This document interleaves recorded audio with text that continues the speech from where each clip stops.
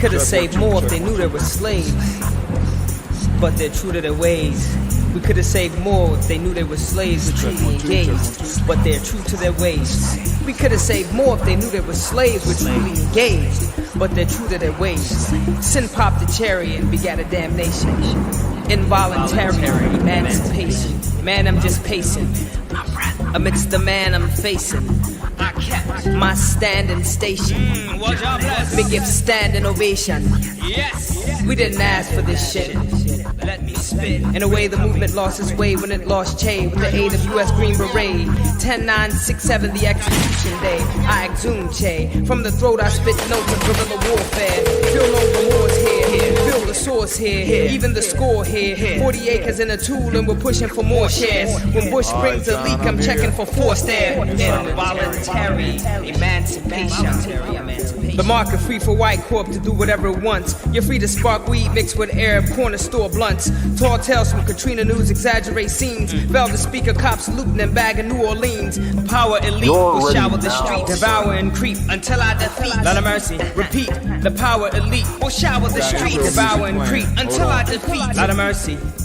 Yes, we detest, but less we test, collect the best, and we address this effing mess. We will arrest this contest, and we invest. Progress must sweat, but let no regrets to attest. Involuntary emancipation. See, we could have saved more, but they didn't know they were slaves. I don't even think they cared that they were slaves.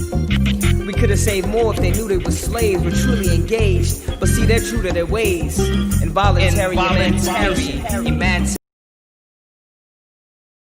Next year, perhaps just the next tear. Perhaps not very long after the stench from the beloved shells of the dead have gone and rotten. Midst the next slice of hell, the living dead will have forgotten.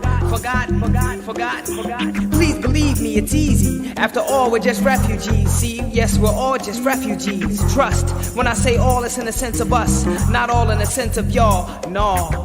Essentially what I'm discerning is if mother sent a great natural burning to the alleys and avenue of Mount Vernon, I too would be a refugee.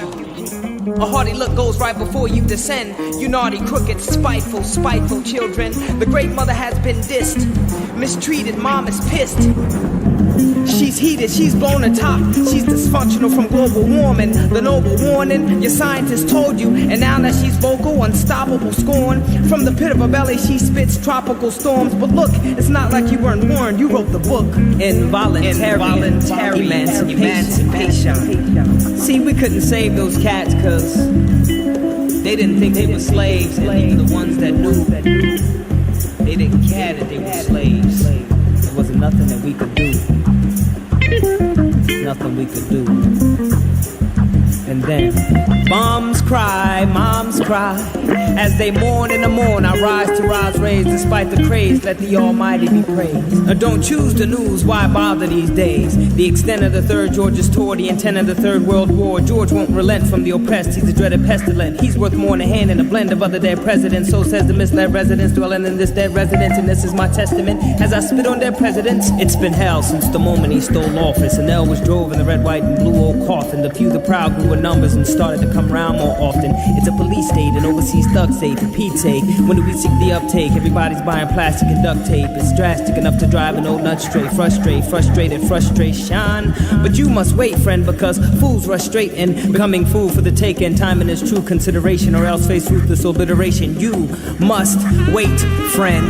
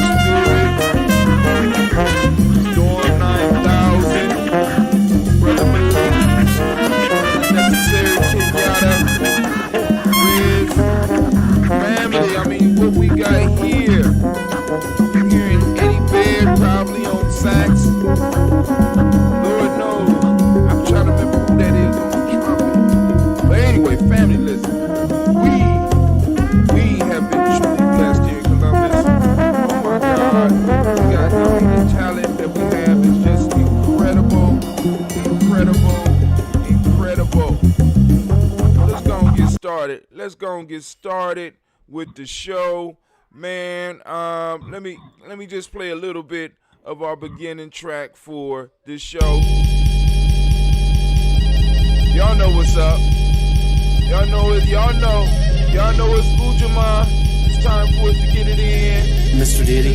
We got somebody on the line. Call line is open 614-556-4535. Once again, that is 614-556-4535. That is the black line. For those of you that are bold enough and you might want to come on and you might want to join our server on Discord, right? Let them know. Tribal quotes. Discord. Y'all like, well, I took you late. I know. You ain't got to tell me I'm late. I know I'm late. But listen, what's going on that you was late, Brother Hashim? Let's talk about it. I'm going to turn on the talk line for our Discord channel.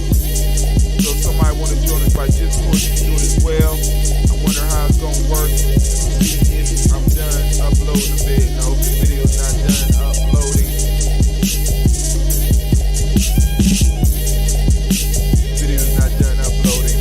That's what they say. You know what I'm saying? But hey, it is what it is.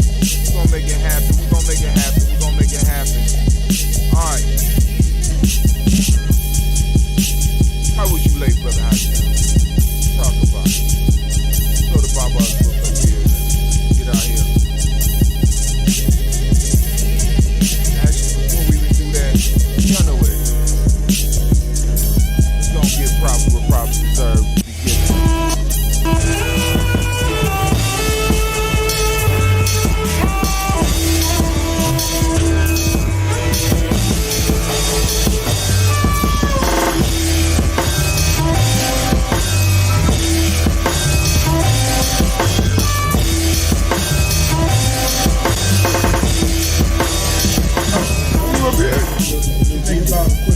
Be on the record, off the record. He can be on the record. Bob Johnson said, talking to the higher powers, I guess the government, about our reparations. And I guess the numbers that they come up with were about 3. His name is Saul, here in Ngozi, Northern Light Shopping Center. You want more than just a nice cut? Good conversation, good vibe, good music. Come see me at 3512 Cleveland Avenue.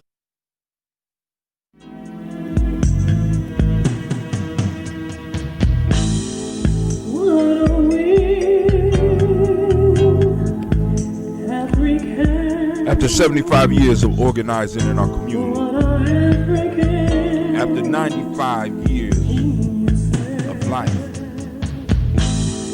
the Baba of the Tawi Family Village, Elder Mariba has put together a book, actually it's a special report called The 11 Steps, Consideration for Empowering African-Centered Organizations, conversations that African-centered organizations need to have in order to be successful. Glean from the wisdom of somebody not building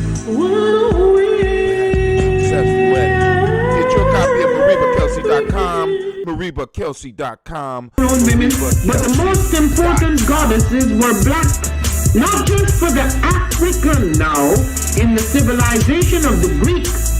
The Greek was so profoundly affected by the Africans that the goddess of chastity was a black woman, Artemis. The goddess of wisdom was a black woman, Minerva. The goddess of beauty was a black woman, Diana. And many of their great mythological figures which were critical to the vision of history, the history of the Greeks in the Odyssey. The woman who draws, who has the power to draw Odysseus and all his crew into her. The warrior learns the way of value. Who's represented as a black woman with African features on the Greek value. The woman who helps Jason win the golden fleece is a black woman, Medea. The woman who marries Perseus, the Greek hero. LadyWarriorsROP.com. Family, I am ready. I'm ready. It's about to go down. It's about to go down. First, family, I want to welcome you to the congregation of the mighty, the home of the stubborn minority, the place where your hustle builds muscle. This is Gye-Nyame Journey Media. Dun, dun, dun. This is a Heart of a Simba production. And of course, right now we're listening to Tribal Quotes, where we strive to blow up your paradigms. All right now tonight we have joining us. We got Brother John Calhoun. What's up, brother? How you doing tonight? Brother, I'm living in America. Man, hey, ain't nothing like it. Ain't nothing like it. You know what I'm saying? So, A lot more interesting. this your first time on one of our official shows. Those of you on Instagram, if you want to see what we doing and you want to hear him, it would be best for you to come on over to gnjmedia.live. That's gnjmedia.live, gnjmedia.live. This is just a promo. Give you a little taste of what's going on over here at Gye-Nyame Journey. All right. So, Brother John, talk so I can make sure I got you on here loud enough for the people to hear you. What it look like, man? What it look like, man? What it look like, man? What it look like? Oh man, it's looking good right now. You know what I'm saying? We in full bloom. I wanted to tell the people a little bit of why I'm late.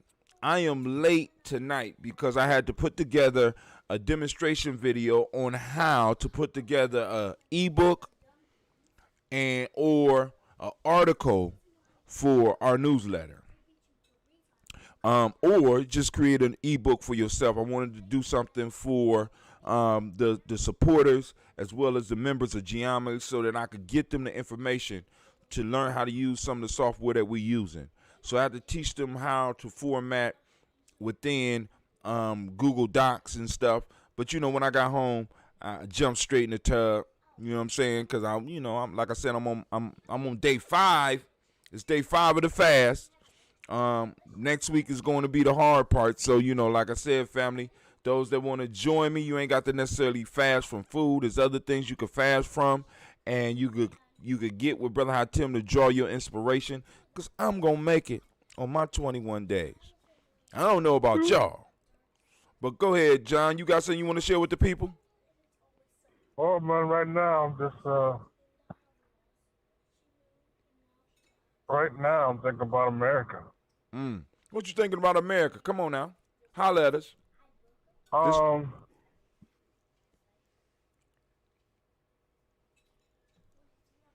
There's a Chinese curse that says, may you live in interesting times. Uh-huh. But there's another Chinese term that, it links chaos with opportunity. Right. And I guess right now, I just see so much opportunity.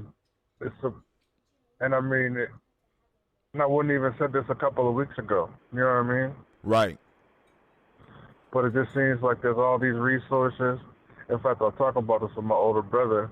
It's like, I can count at least 4 different organizations that have offered $100 million to the black community. 4. Not to mention a lot of individuals and companies that all together equal like $500-600 million of support offered in the last month. Where that money gonna go? You mean they offered it and somebody took it? Well, like Michael Jordan put up $100 million. I don't know where he's putting the money. Oh yeah. Now, so if it's Michael Jordan, he probably put it in a buy the shoe credit type program or some shit like that, or offered it to the police officers union. You know what I'm saying? Because no, he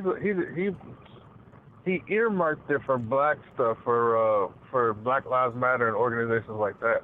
Which is another issue. See, because part of the issue that we're gonna run into is that a lot of organizations like Black Lives Matter and other organizations, although they're doing good work, the history has shown us just in the short time that they've been around that they often pivot after events like this. So it goes from Black Lives Matter to Black Lives Matter in rhetoric, but it goes to All Lives Matter in action. And that's sort of what we got to be aware of. So you got celebrities and other people that are putting up money and other organizations that are putting up money. But what we have to be aware of as at our age as nation builders and start building the influence so that we can start being the influencers of individuals that's doing stuff like this and help guide them in where they put the money. Because a lot of these people and a lot of these corporations are out of touch with what black people really need, and they are in touch with the gatekeepers that help maintain where we are. Organizations that have made a history and made a living in teaching black folks and teaching white folks how to be comfortable around white people and teaching black folks how to make white people comfortable.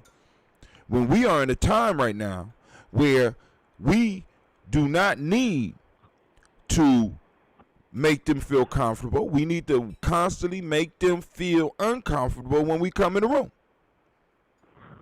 No, you're going into something I was just talking about, which is, see, my whole thing is that, like, so for example, my favorite writer is James Baldwin. And it's not as much from his books, but from his essays.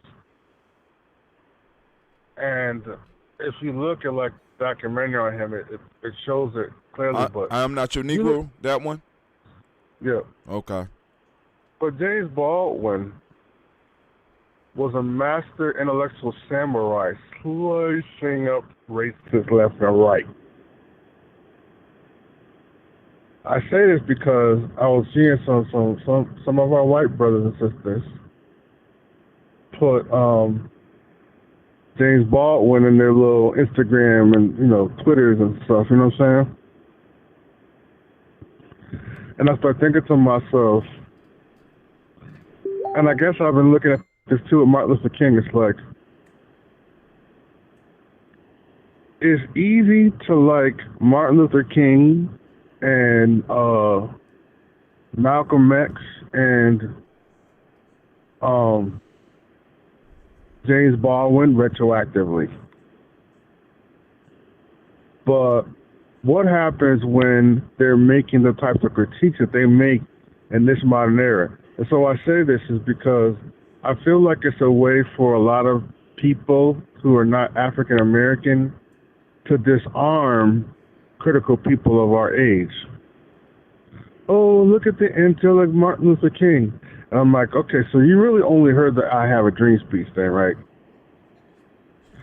Because that I Have a Dream speech outpaces all the other highly brilliant critical analysis speeches that Martin Luther King gave about America. You know what I'm talking about? Oh, yeah. Actually, for those that don't have time to read all the speeches, there is a very good ebook on Audible with the actual speeches on there, and a lot of them Martin Luther King is speaking in person, and you can really get a grasp because first off, one of the things we have to understand, and through this new book that I'm reading called The Family, I'm starting to understand a little bit more of what's happening. We see before our eyes the rewriting of American history. And in the rewriting of American history, they only reflect on the mythology. It ain't even history, on the mythology of America and not on the actual history. And that's what black Americans, or that's what ADOS, American Descendants of Slaves, or my fault, American Descendants of Slavery, that's what we remind them of. And this is what I'm saying, they have to feel uncomfortable until they grasp and deal with what America really is. Right now, most people only know American mythology. They don't know history. So the mythology of Martin Luther King is what everybody quotes and use. It's the mythology. It's the trademark Martin Luther King that was designed to make white people feel comfortable that we deal with. And see, this is my thing, because I've thought about this in my interaction with white folks, and I realized that I call it palatable blackness. In other words, you can like Martin because Martin is not going to call you out on the fake bullshit you're doing right now, because Martin ain't here. So you can like Martin and kind of put your arm around Martin. But the people who think like Martin, the people who have Martin and Malcolm level critiques, how do you feel about those black people? The most intelligent critiquers of our era. How do you feel about those black people? Because telling me that you like Martin, okay, so you can like some, some symbolic Martin, Malcolm, but, like, for example, fake liberalism, Martin was calling out fake liberalism left and right. Yes, he was. That's a part of what I mean. It's like, because I got this whole thing. This is a consciousness versus woke. I think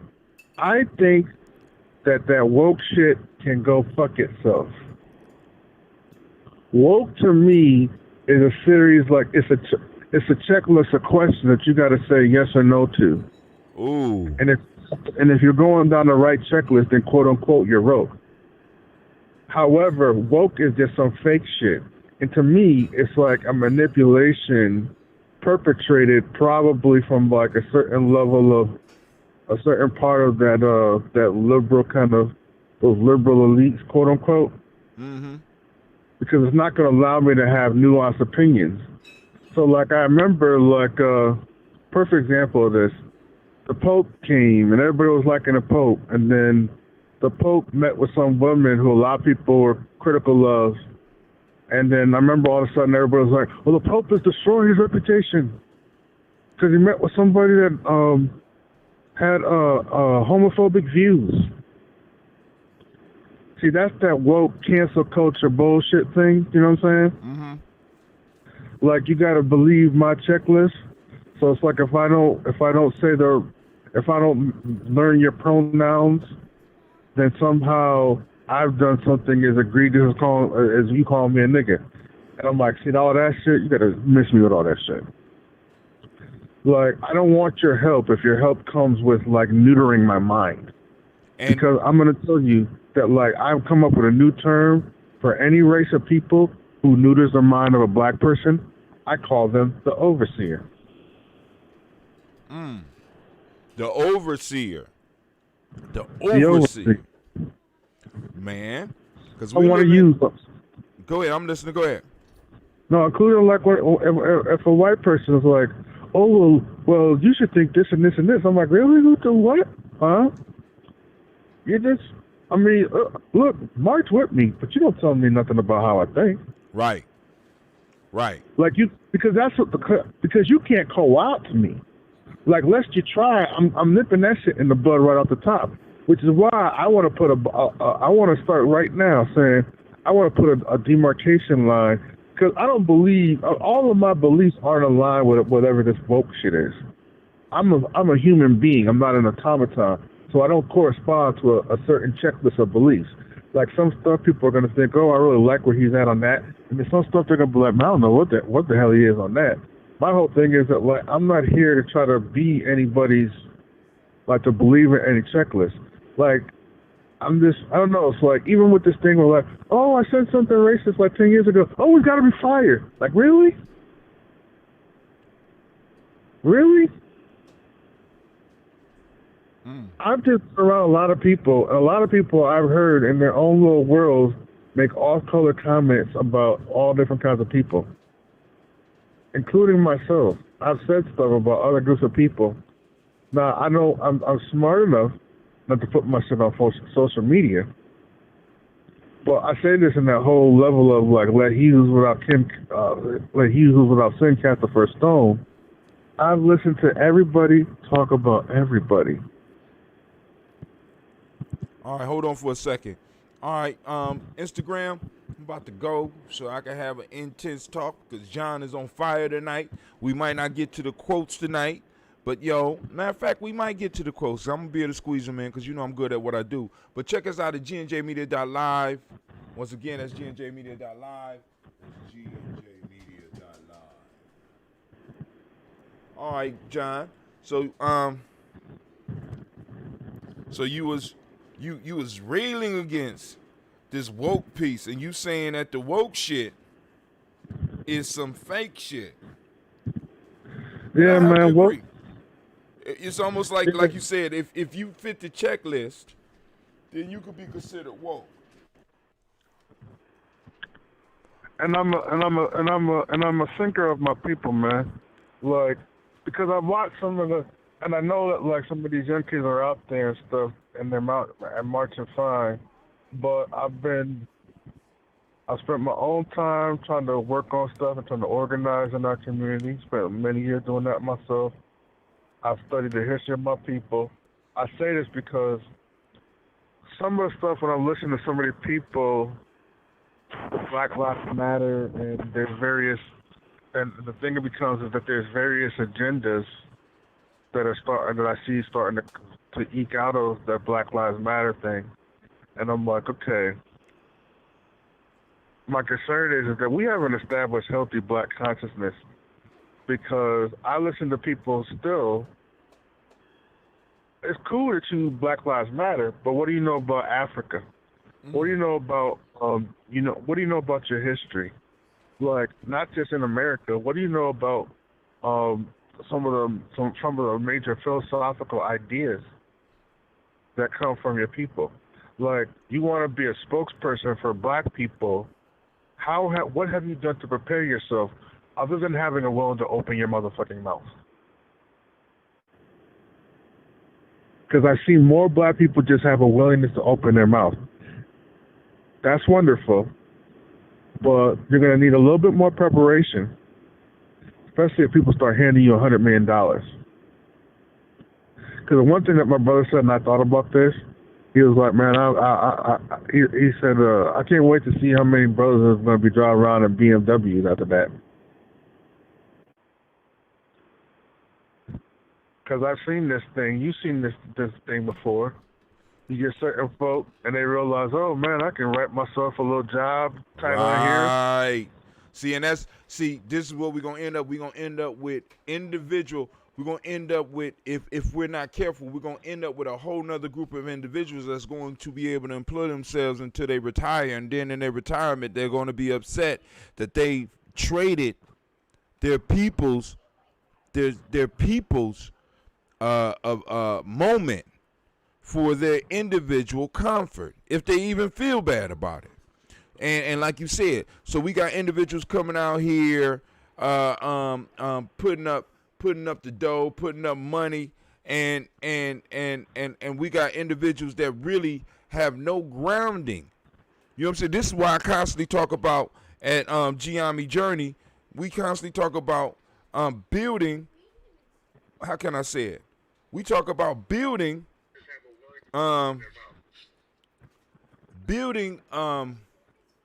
borders, because who gets to speak for you? You know what I'm saying? If you woke, it could be anybody. If you conscious, motherfucker need to know something. You got to know something about the people. You got to know something about what the people need. You know what I'm saying? Just the fact that you are black, just because we got the same skin, does not mean that you get to represent me. Where's the skin in the game? Not just the skin and the color. Where's your skin in the game? Yeah, I know your mama black, if you black. I know some of your cousins black. But what are your relationships with them?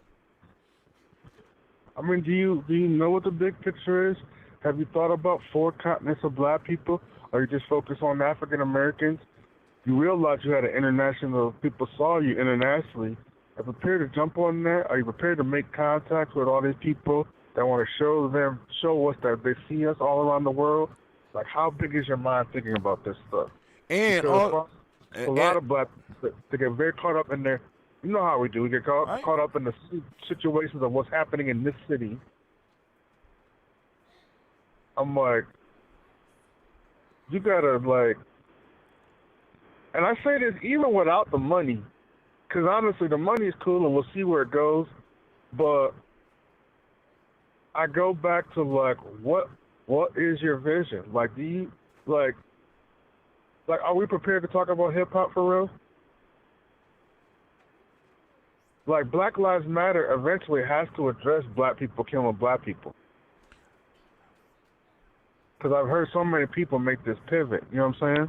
And here, let me do this though. You go ahead, cause I'm about to get on your ass right now. I'm about to, cause I got some disagreements. Cause we gonna have to flesh this shit out real quick. But go ahead. What is Black Lives Matter? Because I see these people say, "Oh, leaders of the movement." But what is the movement? I say this because you got all these people coming out under these big marches. But it's kind of like the Million Man March.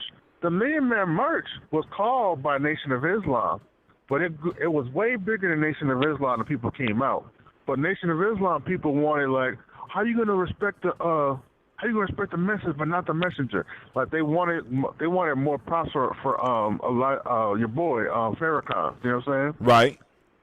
But it got like Farrakhan. He made this call and people came out, but it became somewhat bigger than Nation. All people didn't come out because Farrakhan called them. They felt a call to something bigger. The same way, like all the people that's out here, this isn't all Black Lives Matter. They haven't said, "Oh yeah, here goes your leaders. Here goes our Black Lives Matter leaders." Like most people that came out weren't members of Black Lives Matter. So I'm like, when you're saying, it's like there's people that are upset and they're saying Black Lives Matter, but they didn't vote whoever the person that's calling us as a leader. Right. There's a game going on right there, it's man. It's a definite game. Now let's go back a little bit because I need to rewind it just a little bit because now you said as a black leader, you have to be willing. Because I agree with you. You have to be willing to reach out to other black countries and other places and stuff like that. But also, as a black leader, you have to be bold enough to set those borders. Because once again, just because we got skin don't mean that we can. Because we got other people. What I'm saying is we have to be willing to erect borders. And I will also push back on the fact, John, that in many cases, some of the leaders need to focus on the goddamn cities that they are in. You know what I'm saying? You know what I'm saying? So it has to be a double pull because, like I said, the issue that the ADOS community is having with the Pan-African community is some bullshit to me because I don't see why they both can't exist. Because if for example, because like you have Pan-Africans talking about as those people that claim, like myself, ADOS is foolishness. It's causing separation in the movement. But if my wife is Awe, her friend is Ashanti, you know what I'm saying, or Ashanti, we got the Fanta people, you know what I'm saying, we got the Kikiyu people, we got the Zulus, you know what I'm saying, and the diaspora embraces them. The diaspora embraces Jamaicans. Jamaicans are known as Jamaicans. You know what I'm saying? Dominicans are known as Dominicans. Puerto Ricans are known as Puerto Ricans and shit. But we're the only group that when we accept an identity for ourselves, it becomes a problem. And that bothers me. You understand? Because like I said, if you got room for all these other groups, why is it when a group in America come together and say, we are a tribe? We are a tribe. We have a culture that is different than all your other cultures. Like, because Awe, even though they live in Ghana with the Fanti, there is two different cultures there.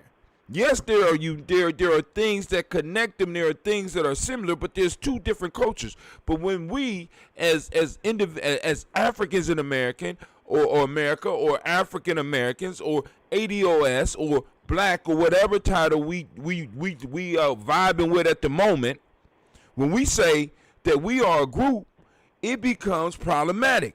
And as a leader, I got to be able to stand up, or you have to be able to stand up and let motherfuckers know we do have a unique piece. And if you are threatened by that, you are telling us that you are not our motherfucking ally. You want to take advantage of us just like everybody else. And this is a thing because I appreciate, this is like, look, man, I'm so appreciative of the athletes coming out and being willing to speak up, you know what I'm saying? Right. And they're even, putting even more resources where their money is and all that different type of stuff. But this stuff does not change. If you don't have a vision for something beyond Wakanda, you're just going to flutter. Like, what is big level black thinking? Because I'm watching these athletes, and to their credit, it used to be when black athletes I would hear them speak about black issues, I would wince because I was like, ooh. It's kind of like with Spike. I love Spike, but Spike he wasn't prepared to go on Fox News and talk about black issues. None of them are. He was. A lot of them aren't because, once again, John, who influences them? Who are the influences? This stuff that's rolling around them right here. No, I mean right now is this stuff going on around here and the internet, but even those that are affected by this, are they prepared to speak as leadership? You know what I'm saying? Why is it for us, when it comes to looking for leadership, we got motherfuckers looking at athletes, at actors, what it is like at directors. And that's, I guess, a part of why I get concerned, because it's like,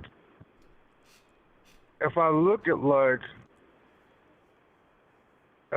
the black intellectuals,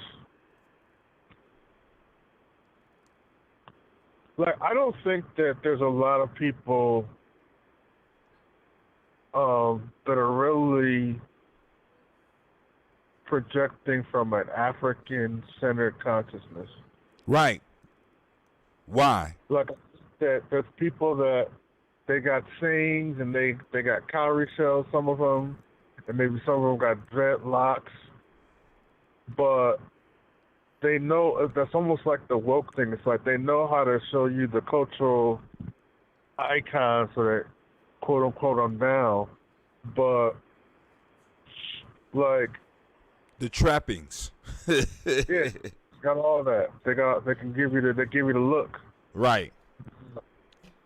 But it's kind of like with your boy, because I was talking to my boy about who's the one brother, the stocky cat that always.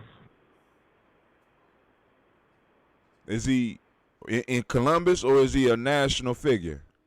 National figure. I know you know what I'm gonna talk about. He's like the most famous one. What, black?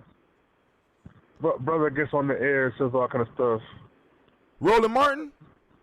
No, the brother. He's like he says he got a PhD. I don't know.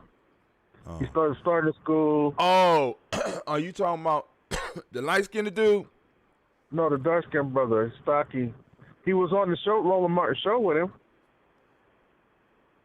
Oh, Umar Johnson. Yeah. Ooh, so brother like Umar. Umar Johnson, for example. Like, I know a lot of people feel Umar Johnson. Man, that's my light work. Explain. Explain. I mean, that like Umar Johnson not really ready to have a conversation with me. Only thing that Umar Johnson is to do is like he'll yell over me. You know what I'm saying? But Umar Johnson, these are part of my concerns. Like, there's a lot of brothers. It's kind of like in a world where Jay-Z is an activist to some people, Jay-Z is not an activist to me. Hey, man, you better leave Hove alone. Jay-Z has pushed as much negativity into the minds of black folk as any drug dealer. Y'all figure out who y'all trying to talk about? Yeah, it's Dr. Umar. Who this? Okay. Quasi. What's up, Quasi? I put it in the comments. Umar. I knew exactly what you're talking about. Oh, hold on. I gotta get to the comments because I'm looking at the screen. Shit. We about to have a powerful discussion. I told y'all this shit is about to go down. But go ahead. We got brother Quasi. We got brother John in the house. But hold on, John, before we go any farther. You are gonna publish a digital book through Gye-Nyame Journey. What's the name of the book that you putting together? The Habit of Deep Alignment. The Habit of Deep Alignment will be coming out soon. We're working on it right now. Now, back to the point. You saying Brother Umar will be your light work. Please break it down for the people. You know what I'm saying? Because listen, I met Dr. Umar. You know what I'm saying? Dr. Umar was real cool. He was a real cool dude.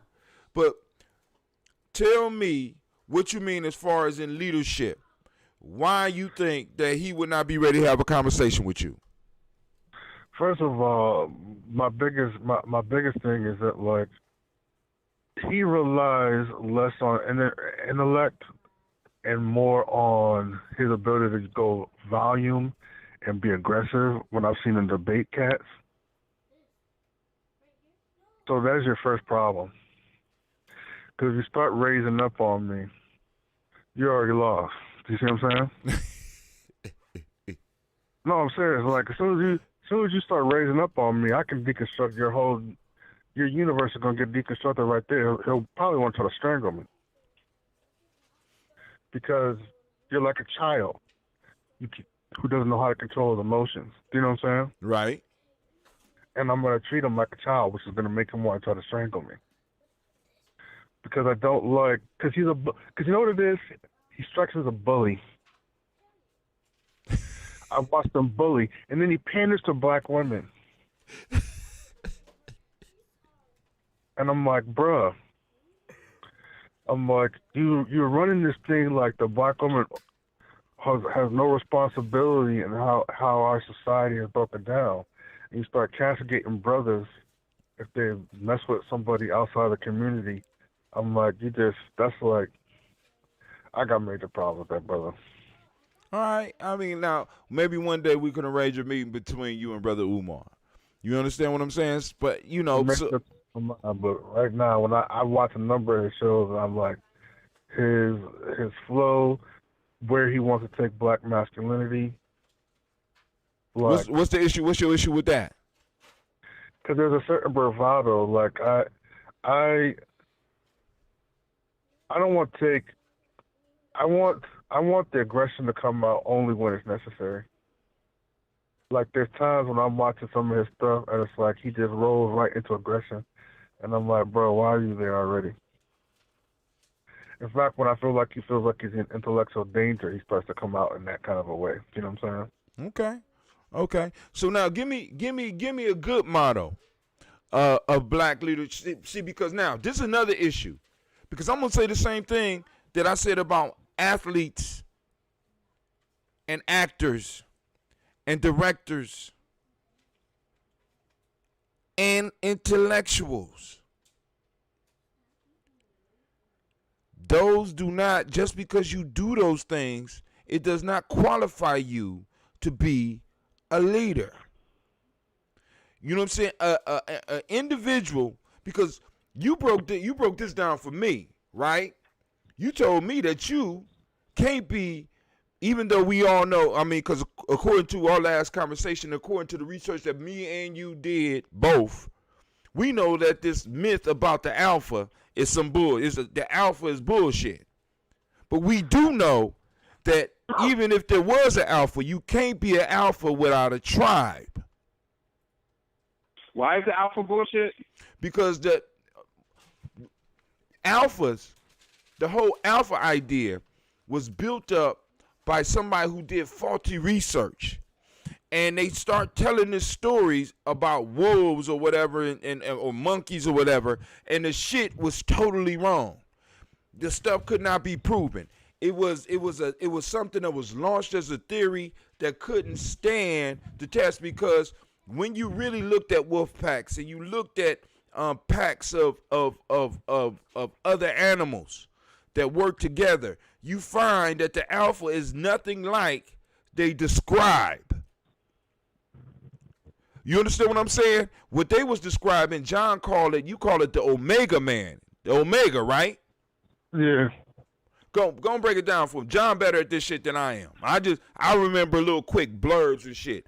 John writing about this in his book. Go and break that shit down for him, man. I mean, the basic thing. Wait, hold on. Let me hype you up a little bit. I'm your hype man. Go on, John. Let them know. Tell them about that shit. Break it down. Goofy, man. Nah, man. Essentially, it's this. The whole idea of an alpha, it's male bravado. It's guys walking around, oh, I'm an alpha.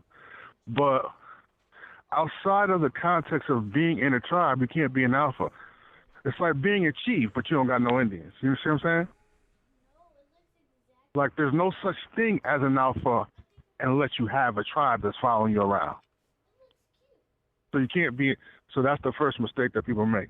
The second mistake that people end up making then is that they see the alpha and they think aggressive traits are what the alpha is all about. But in fact, for example, in the gorilla kingdom, they found that at the times when you had alphas that were being aggressive and not respecting the boundaries of what alphas do, they almost always get overthrown. They either change their behavior or they get overthrown by the two strongest males outside of the alpha. Do you see what I'm saying?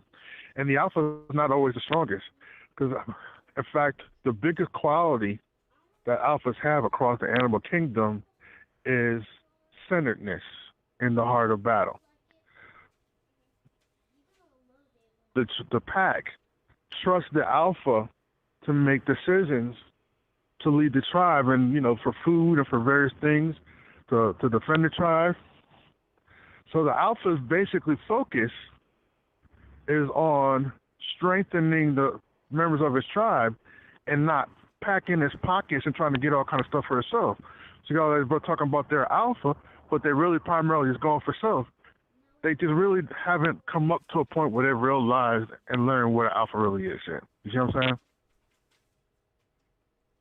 So traits that you don't hear about in the alpha are caring, building of others.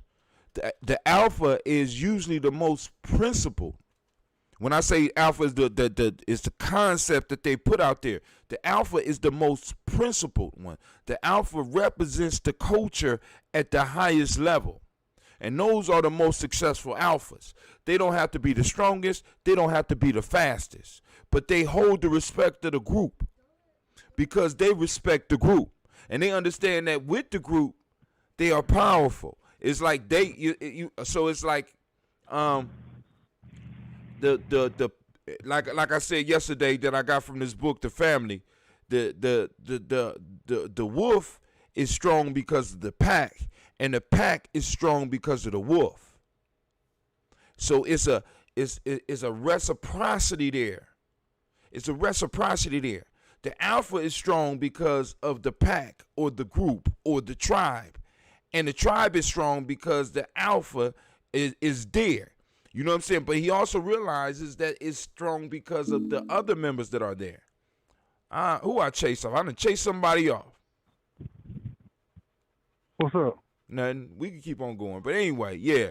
So he, Quasi will be back. Probably something happened with the phone or whatever. But and that's what we get caught up in, right? This bullshit. We got this.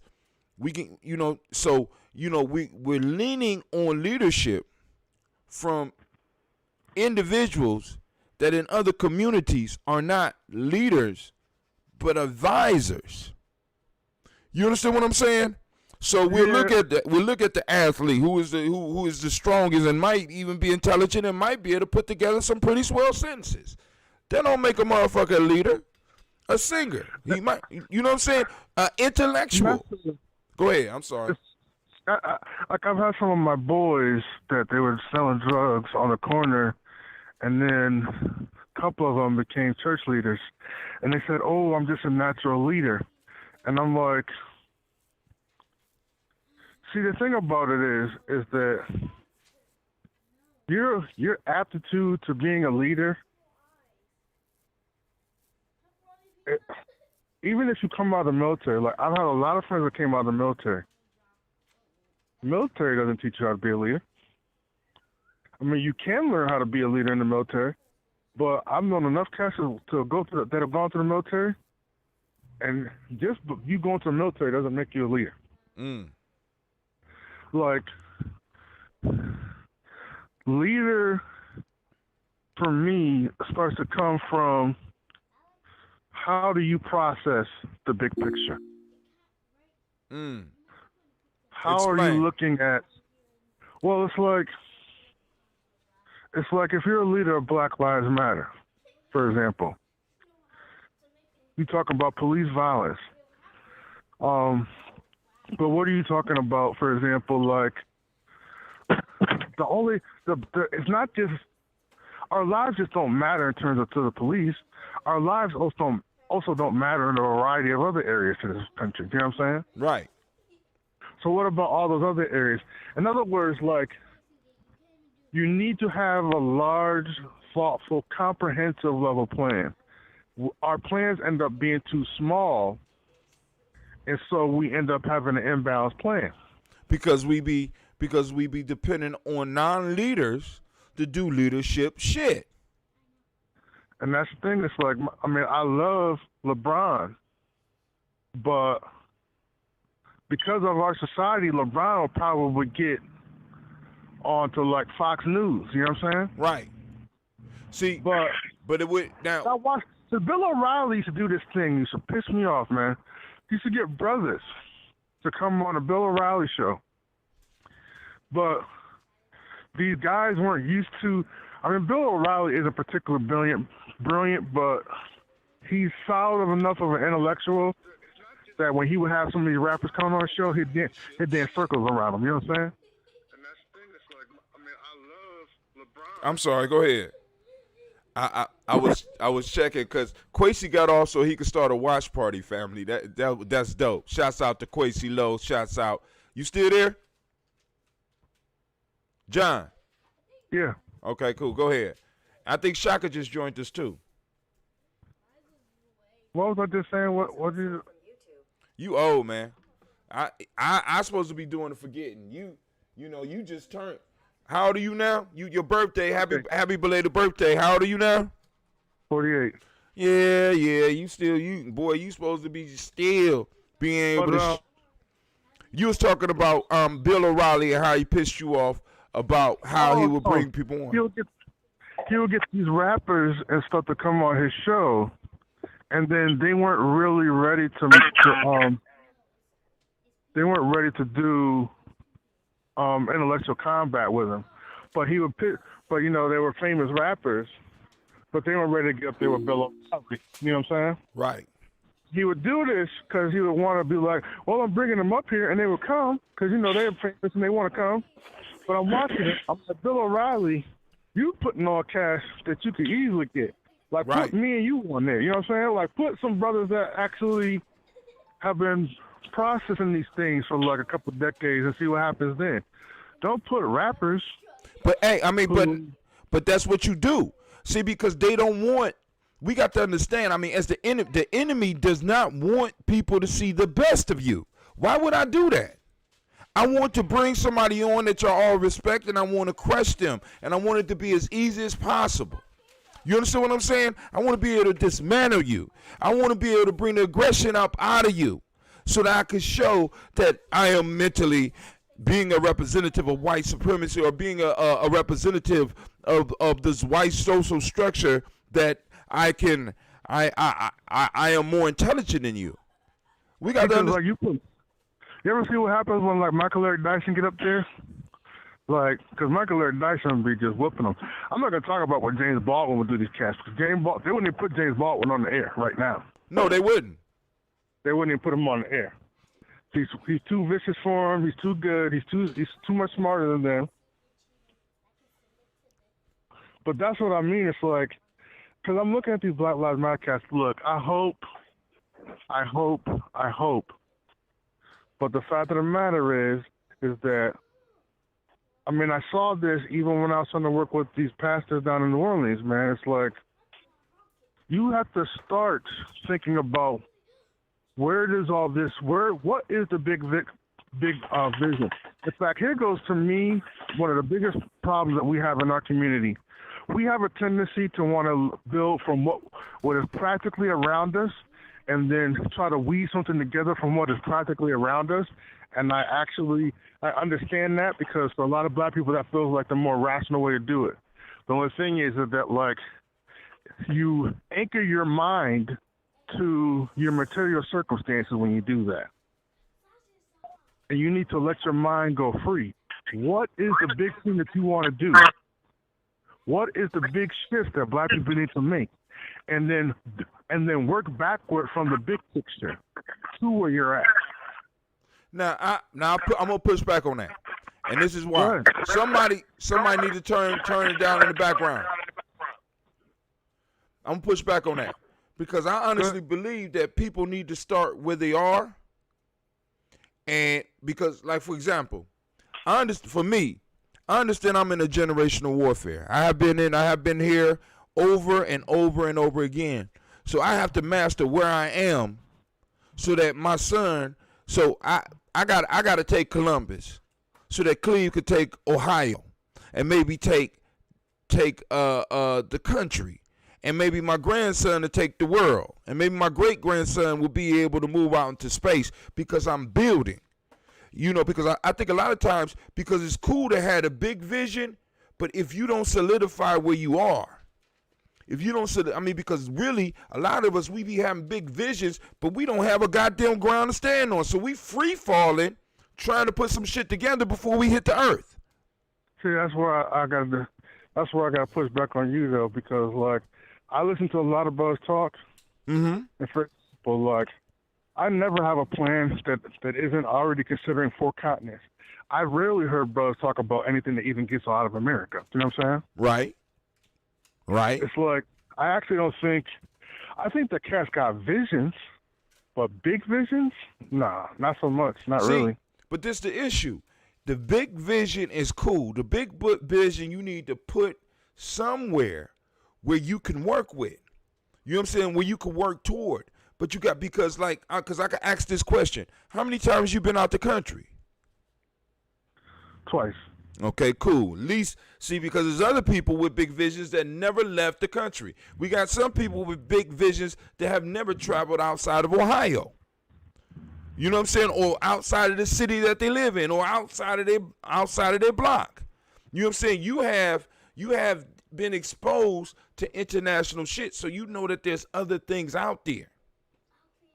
The thing that I'm saying is, now, what we have to do is, those of us with these big, broad visions, we got to start breaking them down. Because like you said, you build backwards and you don't start building out in the world on the big things. You start where you are and start working towards your goal. That's where I'm at. I'm working towards where we're going to be able to do something on the international level. I'm not starting at the point where I'm trying to do shit on the international level, but I can't pay my, you know what I'm saying? It don't work. Well, let me put it this way. It didn't. I take that back. Hold on. I take that back. It didn't work for me. Let me say it like that, because I want to be correct, because because it might be some people that's working back from the big vision and or working at the big vision and working on it, and it's working for them. It didn't work for me. So I have to start building around me and build up from where I'm at, rather than building back to where, back to here. But go ahead. But my thing is that you can see the strategy. I think you can move from the big vision and you can work back to the strategy, so that, like, you're all the way back to, like, what you literally have in your hands. Let me tell you what it really comes down to. Okay? Oh, there he is. Right around.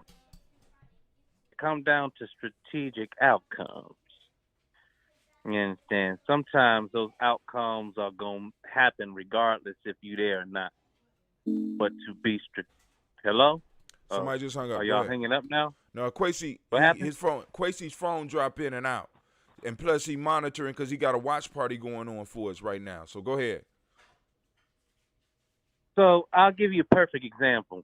All right. Myself, because sometimes artistically, from the outside looking in, be like, Shaka, what exactly are you doing right now? I know you're doing something, but where you at with it? Could it be the cooking show? Could it be the food truck? Could it be the, you know what I mean? I got all these, but they're all components of the same movement, right? So over the years, and this is when it really started to become a solid idea for me. It was when I was working days at the Huckleberry House and nights at Ohio Youth Advocate program. And what I realized is that, they need situations where people like you and me are around to be able to give these young these teenagers an opportunity to understand why you here and you taking a knee, put your plan together. The success is all about strategy, resources, and execution, right? So we start them into the process. We cultivate them into their own tomorrow.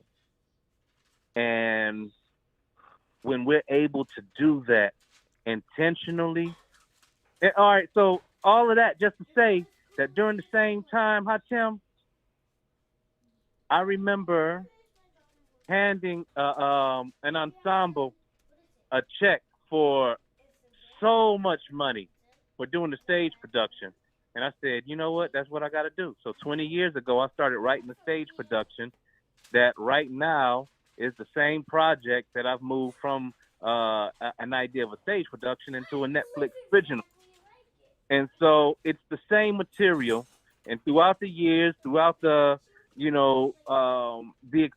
experiencing the injustice, documenting it in essays, documenting it in a format that people could understand, and people and I delivered intentionally what I needed for people to take away from it. So intentional outcomes is a major aspect of any movement. And throughout the years, you can break down this production into 20 different components that have either transpired already or are now coming together and cultivating the big picture. So sometimes it takes years, because as artists, as human beings, we can't anticipate a lot of what holds us up. You know what I mean? The things that I don't even want to get into, but y'all understand what I'm saying. Mm-hmm. But to be able to maintain focus artistically, to be able to deliver a point, it really is a matter of waiting waiting for the right questions to be asked. And I'm realizing that, Hatem, do you? I want to make sure that I'm not overstating, but when I performed last weekend, you've heard those songs over and over again.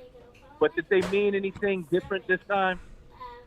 Of course, every time I hear the songs, they mean something different. You know what I'm saying? So yeah, I mean, because it's layered. So I get to learn, and I get to feel the whole experience. But it's because I hear you.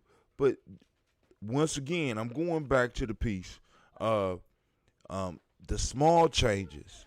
You know what I'm saying? But like I said, what I'm talking about is not the only way. I'm just saying because I get concerned sometimes because I be running into situations where people have these grandiose plans, but don't have the capital to back up the plans, don't necessarily even have the connection to back up the plans. But it's a beautiful plan. And I don't want to take that away from them, but what I'm saying is because we're not building, I believe because we're not building where we are, you know what I'm saying? We are, in a sense, robbing our community and robbing ourselves. See, because when we talk about the community, I'm not talking about the United States. I'm talking about the people around me right now that got to eat. I feel a personal responsibility for everybody that say they're a tribe member for me. You know what I'm saying? They're a Gye-Nyame member. They're a Gye-Nyame tribe member. I am the ranking member in Gye-Nyame. I have a responsibility to try to make sure that everybody that is in my circle is eating. Now, if I'm all the way out here trying to do some international shit and shit is falling apart in Columbus, it don't make no goddamn sense to me. I think you're looking at the timing, though. You're like, because it's not like if you, for example, want to, like, what I want to do with my diaspora project, it's not like if I want to do the diaspora project, then I just go out there and start doing the diaspora project. Because I don't have those type of international contacts. I have small, limited contacts with people on each of the 4 continents. You know what I'm saying? Right. I need way more than that. But what I can do, which is what I have been doing, is just making little shouts out. So, like, I know a couple of groups that are in Europe that are just doing stuff around Black consciousness, and I just shoot an email out to start developing relationships. You know what I'm saying? Right. Trying to get them familiar with it.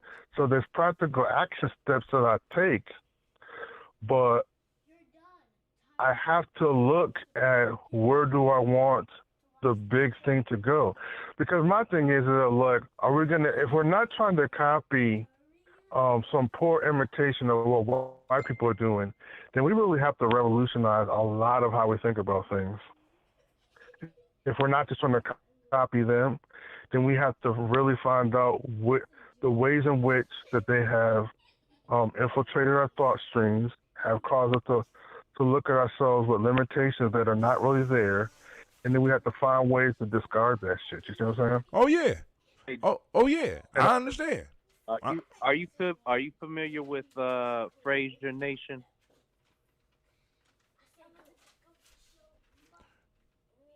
Fraser Nation? What's it George? called? Yeah, as in George Fraser. Yeah, I'm familiar with George Fraser. Network guru. But go ahead. Yeah. So ultimately, and I don't want to misrepresent, but I sat in with one of the co-founders of Fraser Nation as he was explaining some aspects of unifying the African dollar, some aspects of where we are right now, and we actually watched a piece where. Hello? HIV inside of vaccines and given to African countries. And so a lot of what we're dealing with and a lot of what, you know,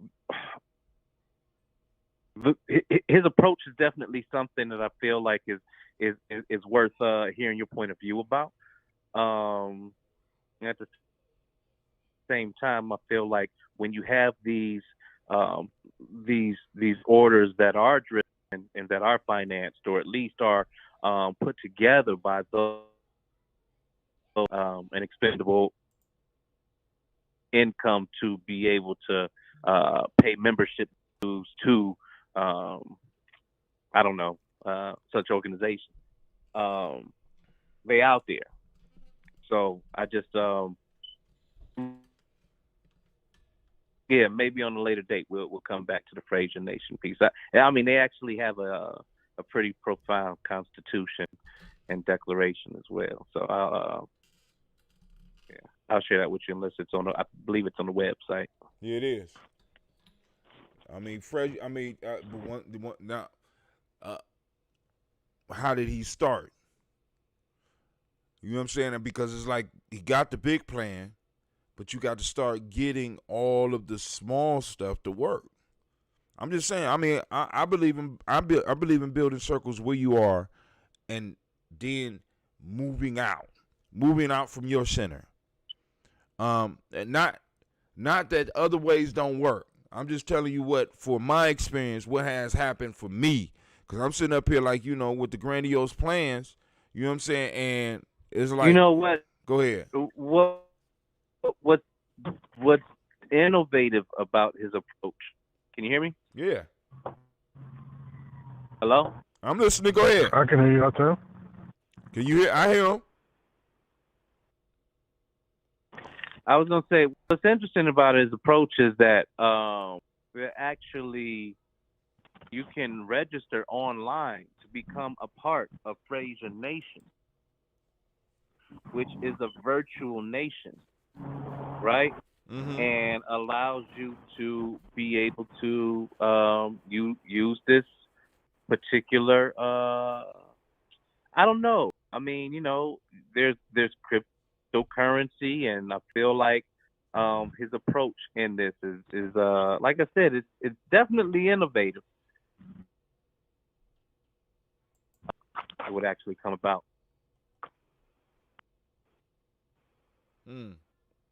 So, but on with the conversation. I don't know how we even got to this, but I mean, actually, it's important. It's important nation builder talk. You know what I'm saying? Because because like I said, we at that age where we need to be able to have conversations like this, and hopefully inspire others to either critique what we saying, agree with what we saying, disagree with what we saying, break down what we saying. You know what I'm saying? And do something with it. You know what I'm saying? I mean, if you think Brother Hatim is totally crazy or whatever the fuck, let me know. If it ain't what I'm saying is, family, I don't ask you to do nothing but think. That's it. That's the goal. I want you to think. Now, so John, go on, continue with your conversation, man. I'm sorry. See, but even right there, I guess it's like, because one of the things that I want to deal with is this project I've been developing called the Art of Thinking. Because just thinking, there are a number of tools that have been developed to help people learn how to develop more complicated models, deeper ways of thinking, more analytic ways, better strategic ways. But a lot of those tools, you might go, like if you were in some advanced program at like Harvard or Yale or something like that, you know what I'm saying? Or if you work for like a corporation, they might sponsor that type of training for you. But going and getting advanced models just for learning how to think. Because I know so many brothers out there, and I hear their passion, and I hear their interest. But I give you an example. I got a boy, and he, for the life of him, does not know how to form a logical argument. Not only does he not know, but he doesn't realize that he doesn't know. So when I told him, yo, that's not logical what you're saying, he's like, that's just from your perspective. I'm like, bro, there's a set of laws, principles of how logic actually works. And you're not applying the principles, you're just doing your own thing. This is crucial stuff, man, because the more complicated models you are capable of creating and manipulating become the more complicated things that you're able to accomplish in the world.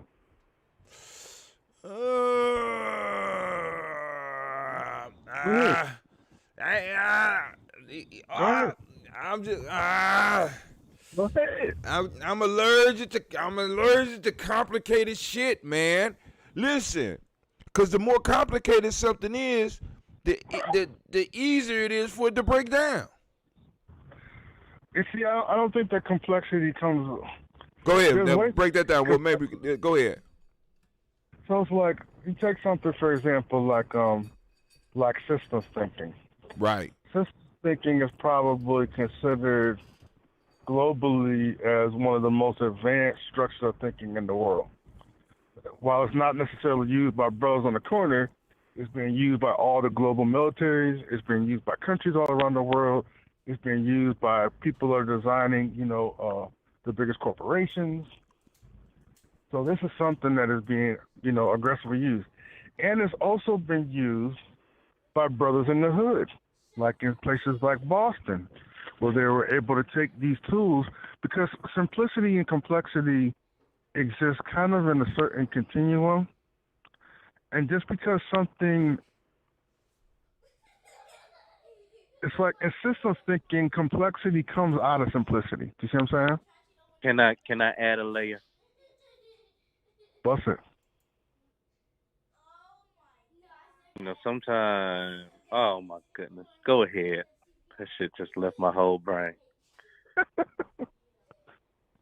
Trying to hold on. But no, I guess it's like I find myself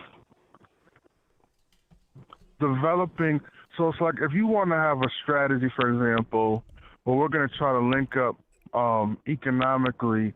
Like my brother's got all this stuff where he's got the moringa farms and stuff in Ghana, and he's he wants to bring that to a higher level. Because like in Europe, moringa is like hugely popular, but their number one source is in India. Mm-hmm.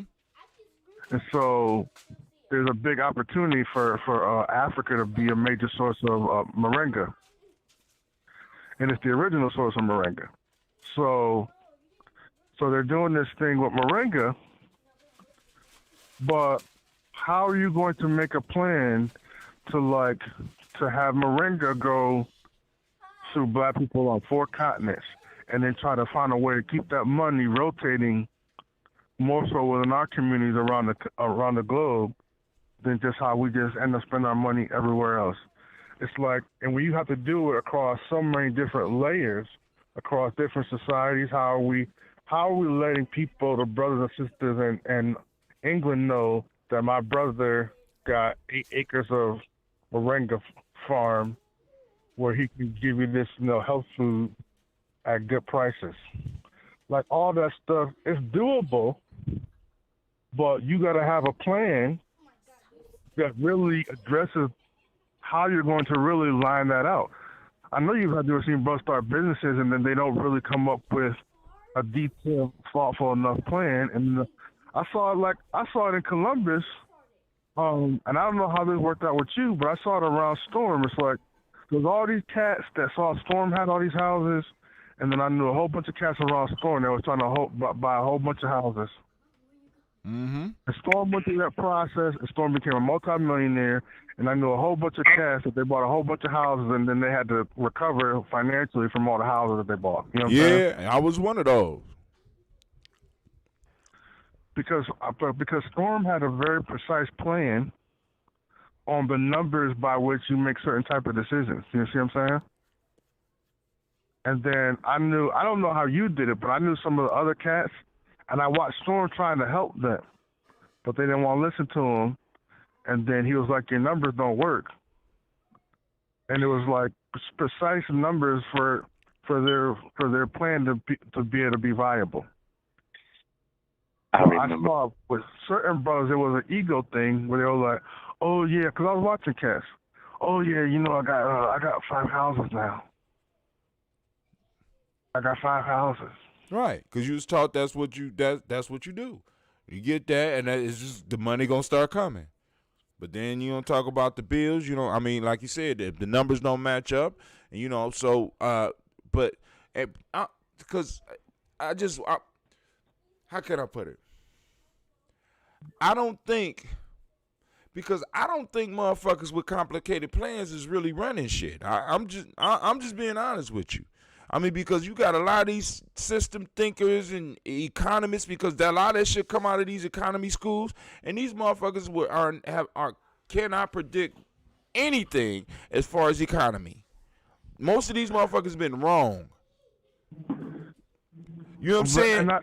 And they're predicting, the predictive models have limitations, but they definitely got miles in terms of supply chain economics, like getting stuff and moving it around the world. They're really good at that. So now let me ask you a question. What came first? Did them moving stuff around the world come first, or did the planning for them moving stuff around the world come first?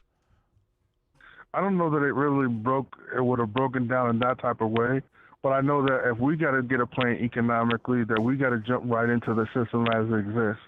So we have to have plans that understand, Because I mean, it's like, you know, it's like if you don't, I know other people that know that are far more financially literate than me. But I know when you're getting loans and those little percentage points that people don't pay attention to, and they think, oh, that's not that big of a deal, end up being a That's huge deal. big, huge deal. I hear you. So now that's common sense. That's simple. You know what I'm saying? If your numbers are higher than your competition's numbers, your interest rate, you are going to, you are always going to lose because you got to pay more money out. And 2% of $100 is different than 2% of $1 million. It makes a big difference the larger the numbers get.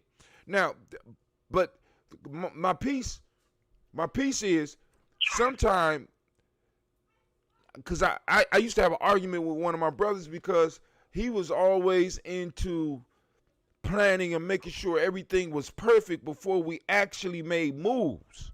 And I'm like, dude, we got to make moves and we got to be able to adjust because that's what we existed in. Because it's like, if you look at some of the major corporations, major companies, you know what I'm saying?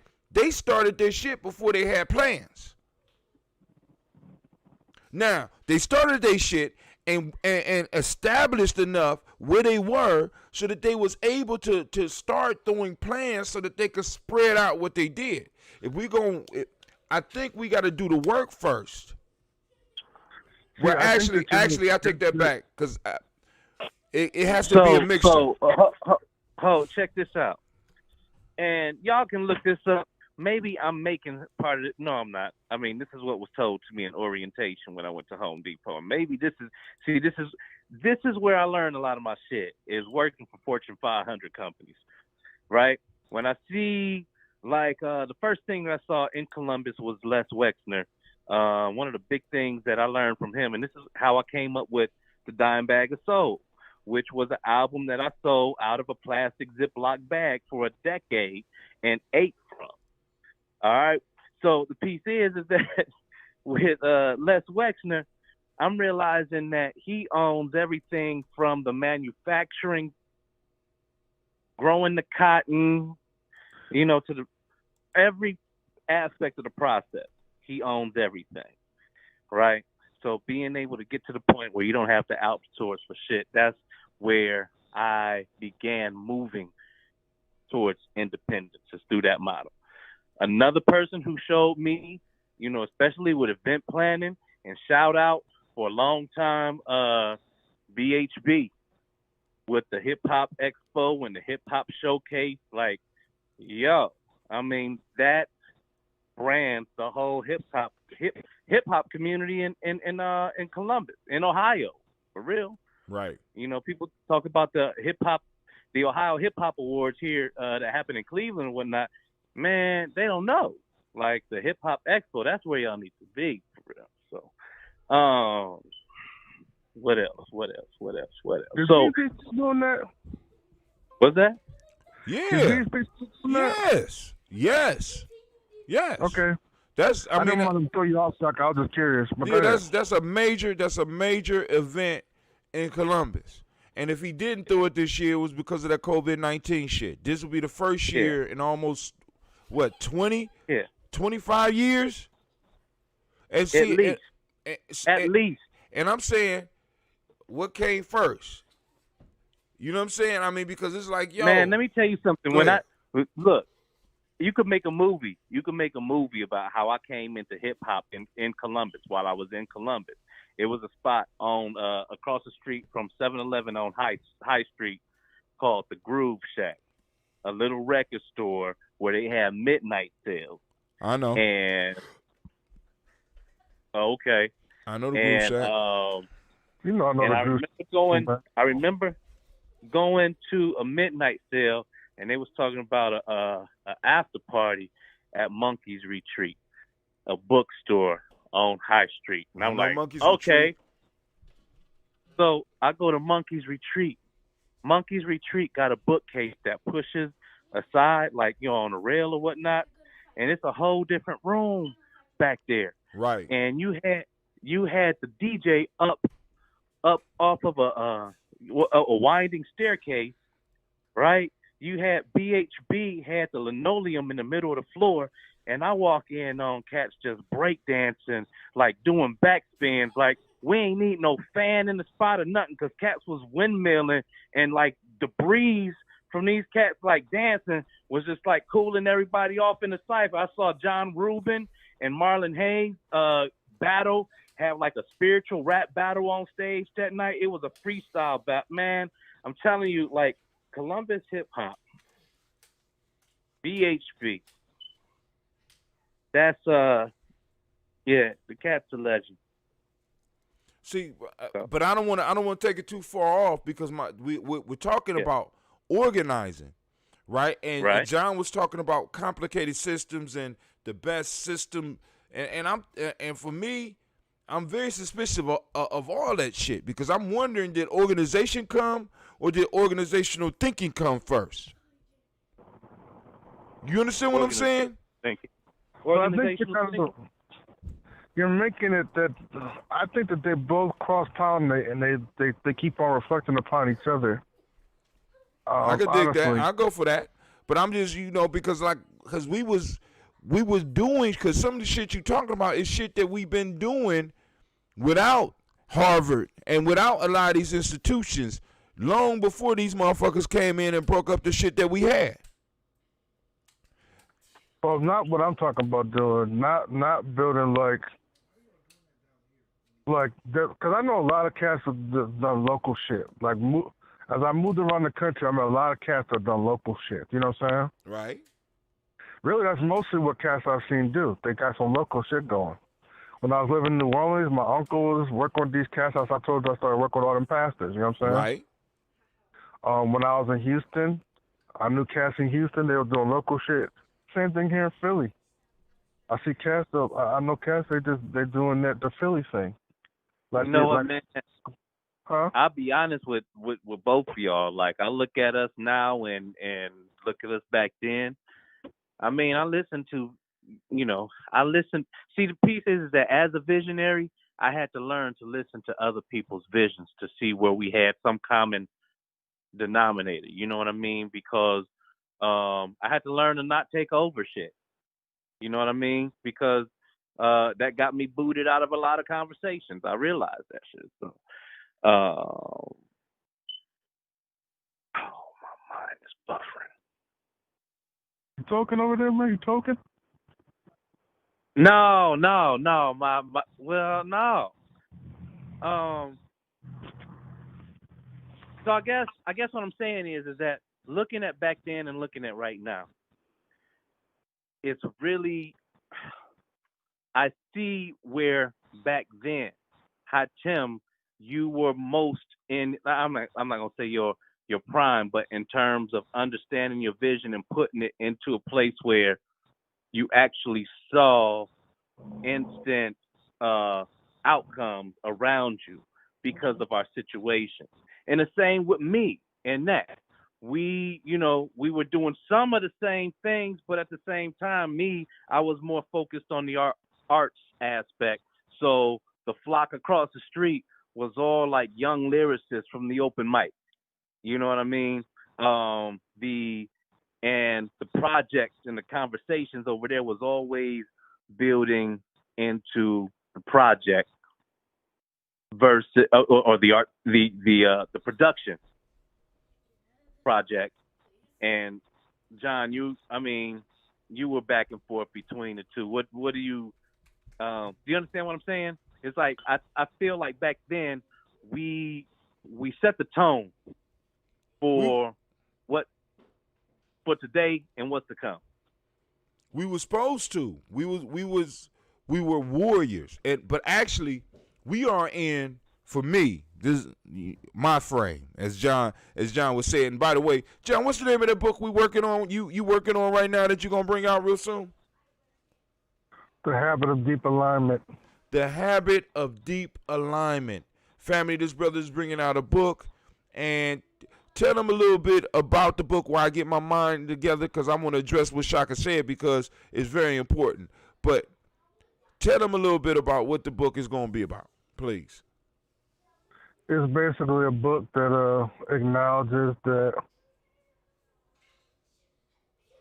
everything about human beings is based around their habits. Like, we are creatures of habit more than anything else. But that's only the first part of the equation. Recognizing you're a creature of habit is the first part. Then you got to figure out what are the most important habits to be focused on, which is the part where most people make mistakes, because they tend to pigeonhole in particular areas. And I just looked at the whole human in every aspect and was like, in every major aspect of what we do as humans, what are, based upon science and experience, the most effective set of habits that we can have. And that most set of habits allows us to become the most powerful version of ourselves we can be. Now, this gonna sound messed up. Well, hold on. But Going back to what? Go ahead, Shaka. Go ahead, finish. I was just gonna say real fast. That's why I love the show Dexter. But keep it moving.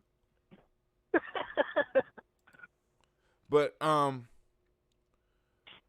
address what Shaka said, because I believe we are in a very special time. We are in a time of where legends are going to be made.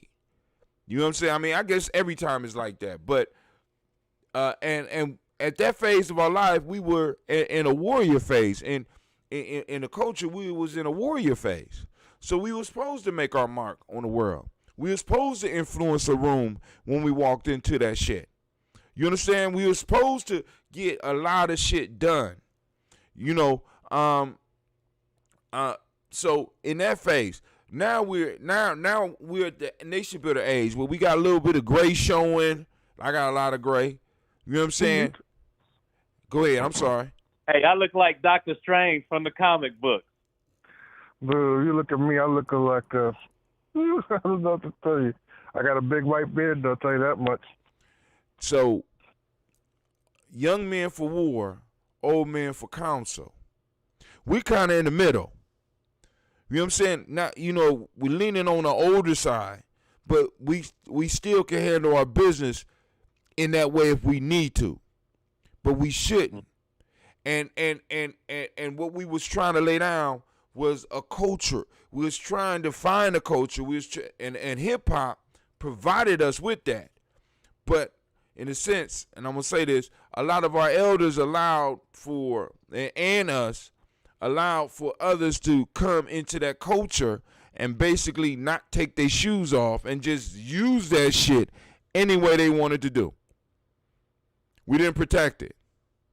Now what we're in the midst of forming right now is another culture with a fence around that shit and armed guards standing at the motherfucking door. And if you don't come in with respect, the armed guards are told to lay your ass down. See, I'm sorry. That might be a little bit too. But hold on, and one more thing. We got Mac. She asked, "Did you see Gary Chambers Jr. from Baton Rouge, L.A. made? Have you ever heard of Gary Chambers Jr. when you was in Baton Rouge?" No.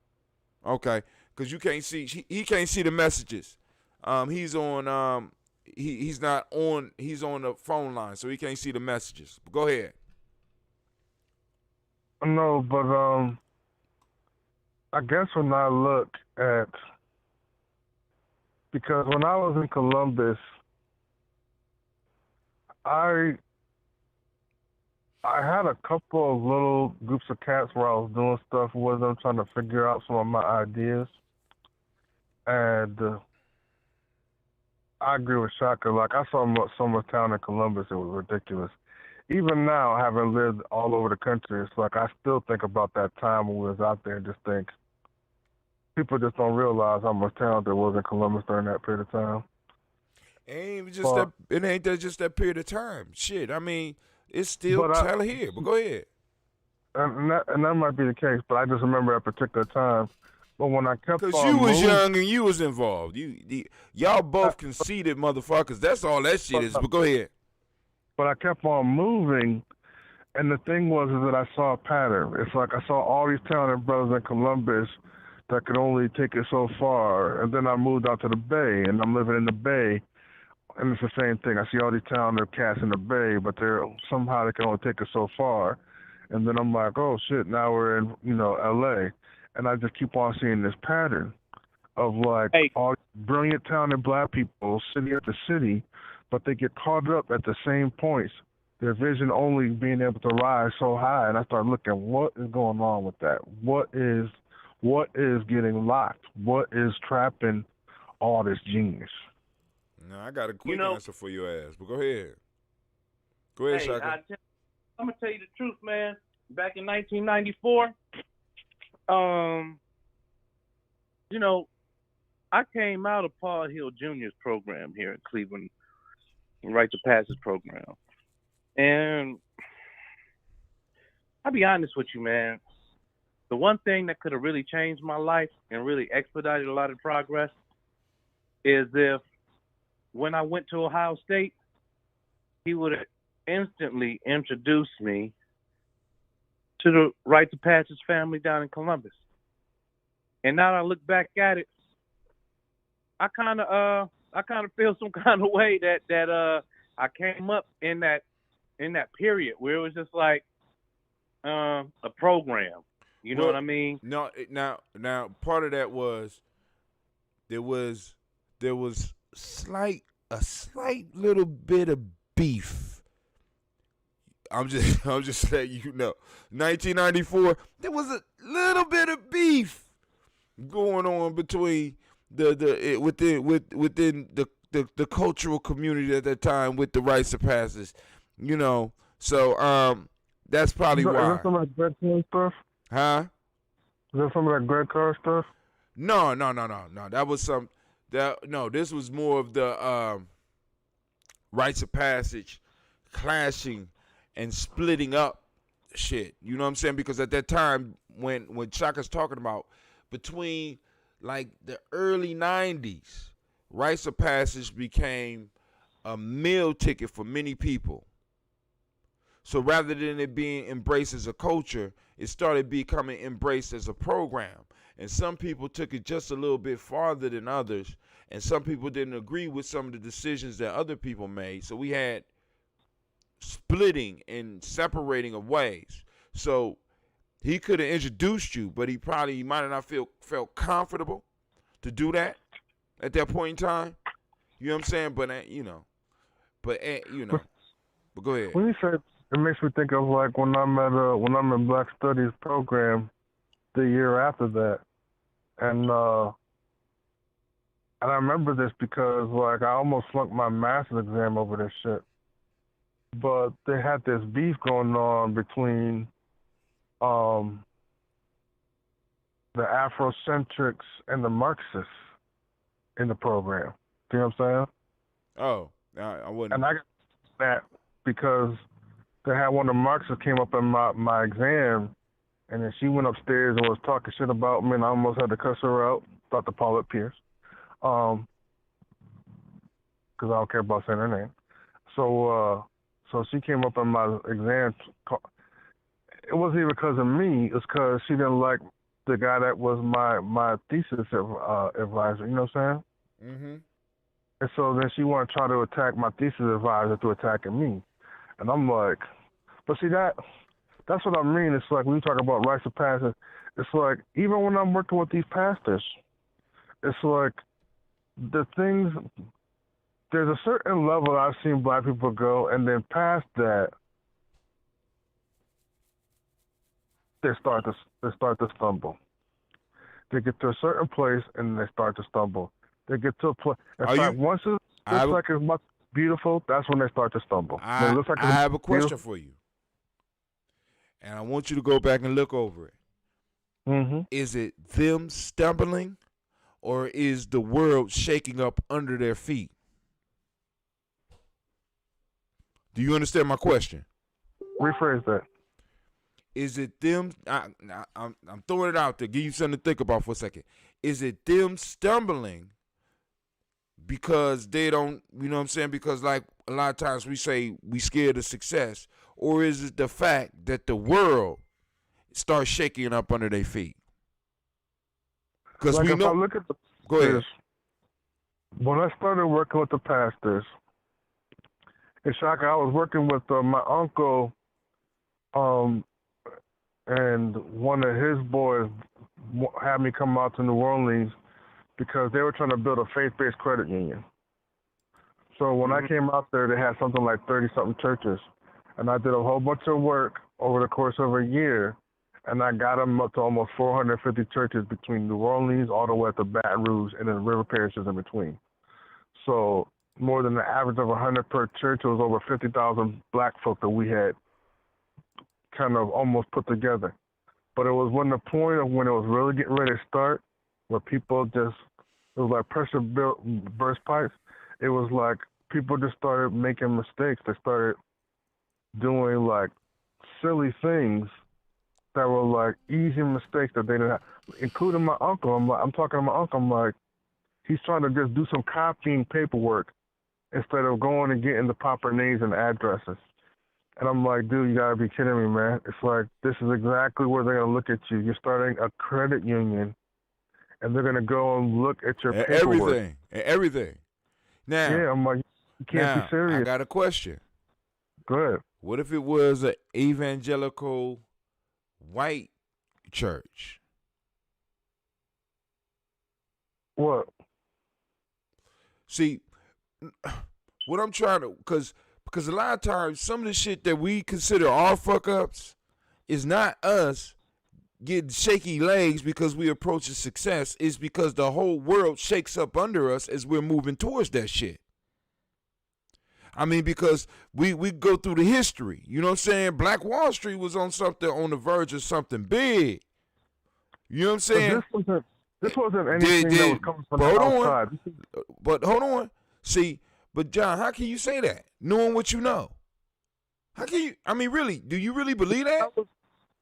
Because I was actually like the secretary for all the minutes, and I had more meetings. Like I'm telling you, for like over a year, I was in the Wednesday night meetings that churches had, and some churches had Thursday night meetings, as well as going to churches on every Sunday, trying to just keep with people.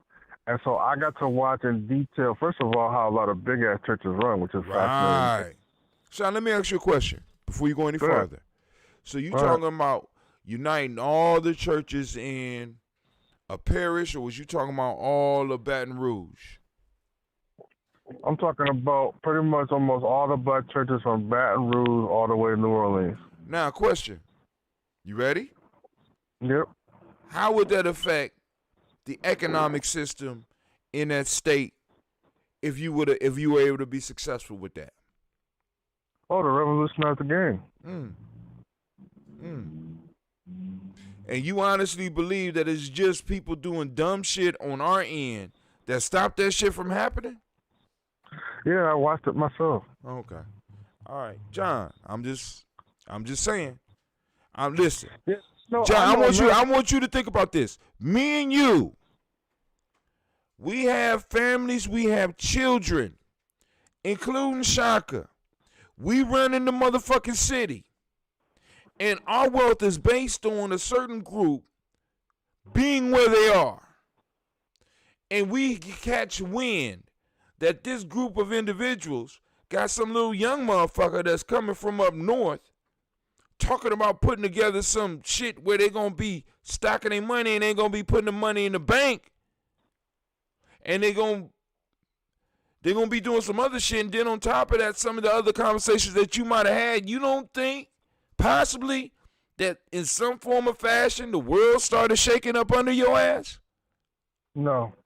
Okay. I think that we made a series of mistakes ourselves, and then a lot of people got shook because every meeting, I told you about this. Like I know, I hear you, I understand. They would sit there and they would talk about the white man, but I watched them lose.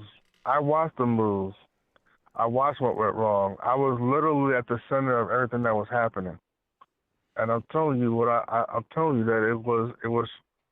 We hadn't got to a point where they were even concerned about our shit. Like, this was stuff black men, like the biggest issue that we were having, honestly, was black men trusting black men with that much fucking money and power. That was the number one thing.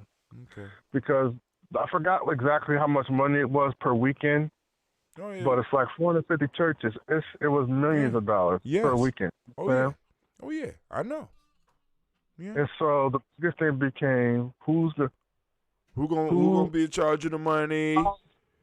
Right? You know. For example, you see Cedric Richmond. If you watch the news, you'll see Cedric Richmond. He was a congressman. Like Cedric Richmond would be in our movies. I can't remember the other sister, but the two congressmen. You know what I'm saying? Was he a congressman before this? Huh? Was he a congressman before this? Was a congressman before this? Yeah, you said he Cedric Richmond. Was he a congressman while y'all was doing this? Or, yeah, he was. Okay. He was already by the time we were on the meeting. And you wasn't. But John, now you saying you wasn't on nobody's radar yet? Bro, I'm telling you, man. Okay. I never speak without thinking. I know that. So again, but just because you think, but hold on, just because you think don't mean you always think right. That's like me. That's like me. I know I think wrong all the goddamn time. So I guess so, but I can't invest all that thought in that. Right. Energy in the possibility something that, like, from my perception wasn't a problem. Like, I can't invest a lot of energy that mysterious forces that I couldn't see even in that situation was the primary problem. I didn't see that, and while it's possible, it's very improbable. I saw us make enough of our unforced errors in the situation. I didn't leave I left because of the errors that I saw brothers make.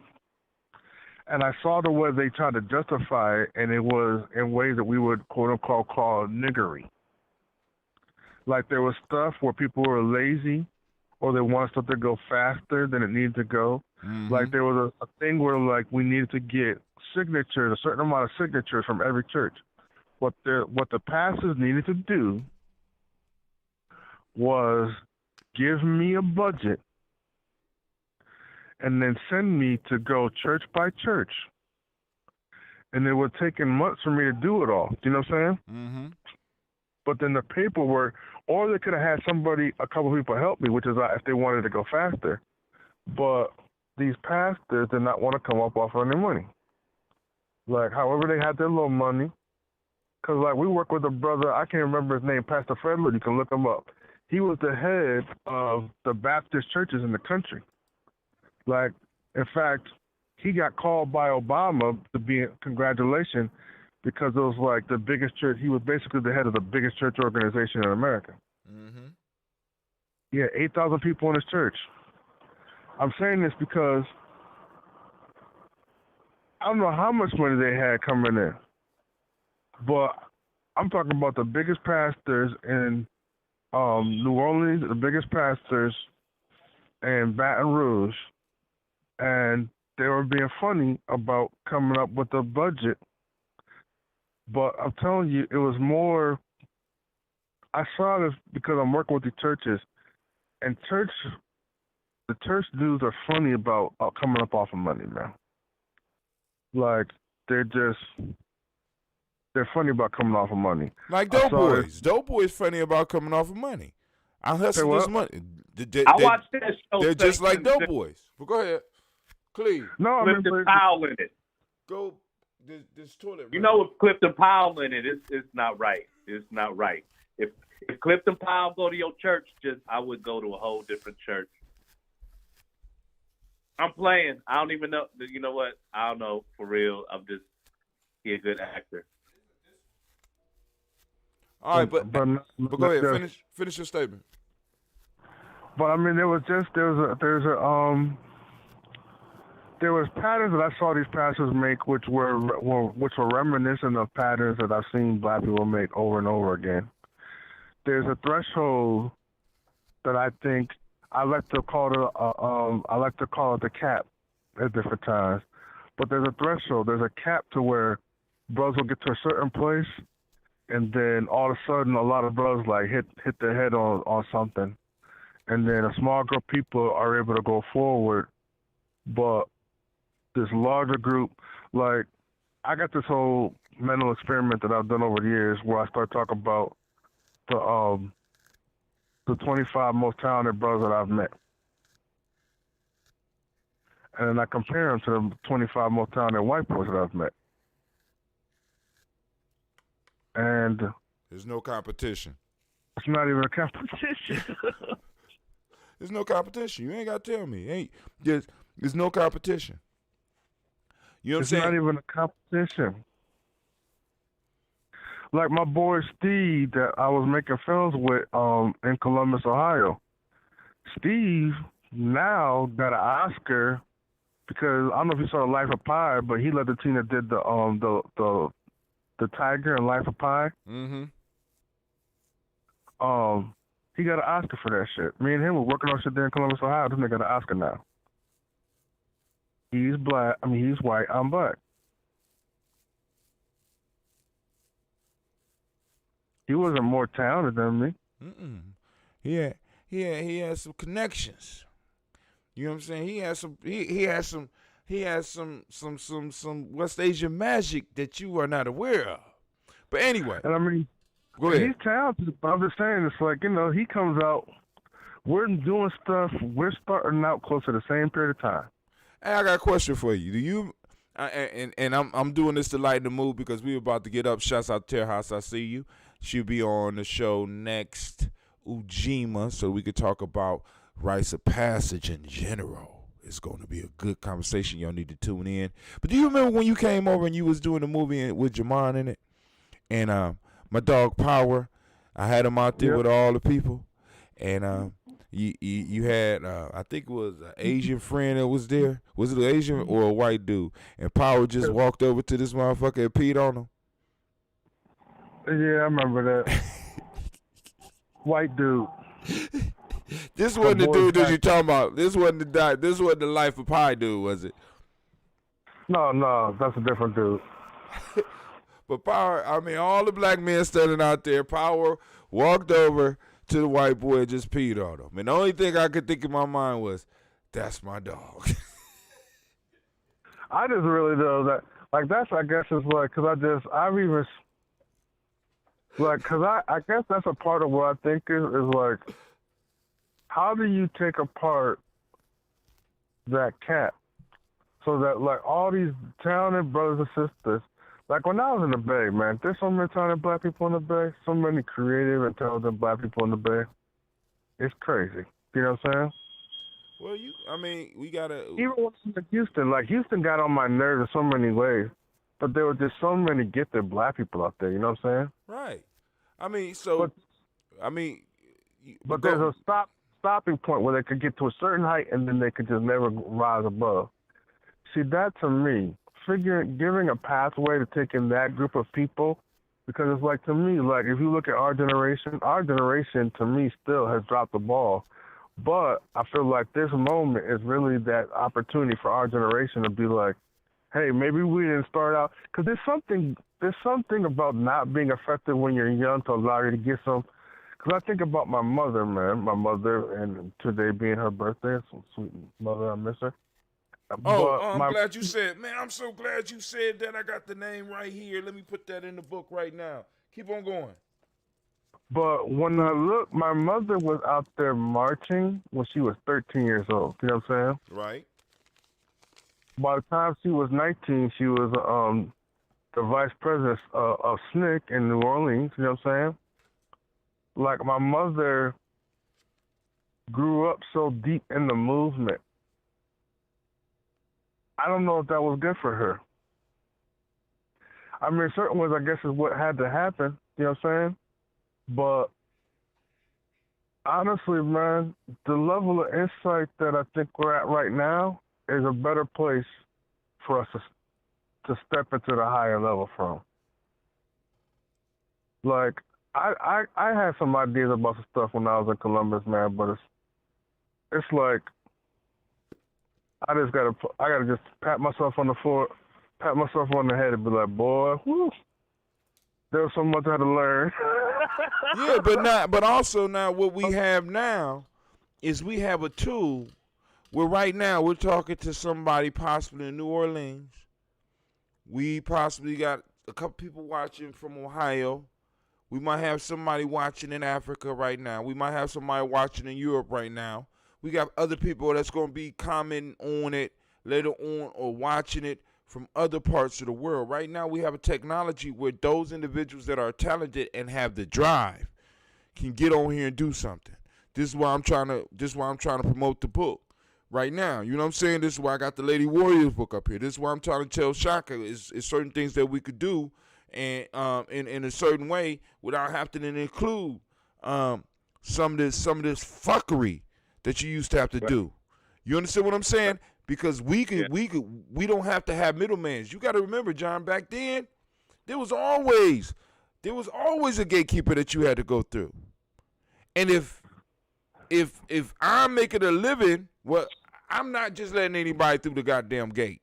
This is where they were. Because you're right. You could be silent. If you got this many talented people to pick from, I'm going to pick the most malleable, talented motherfucker I could find so that I could mold him and shape him to deliver the message that I want and still make some goddamn money.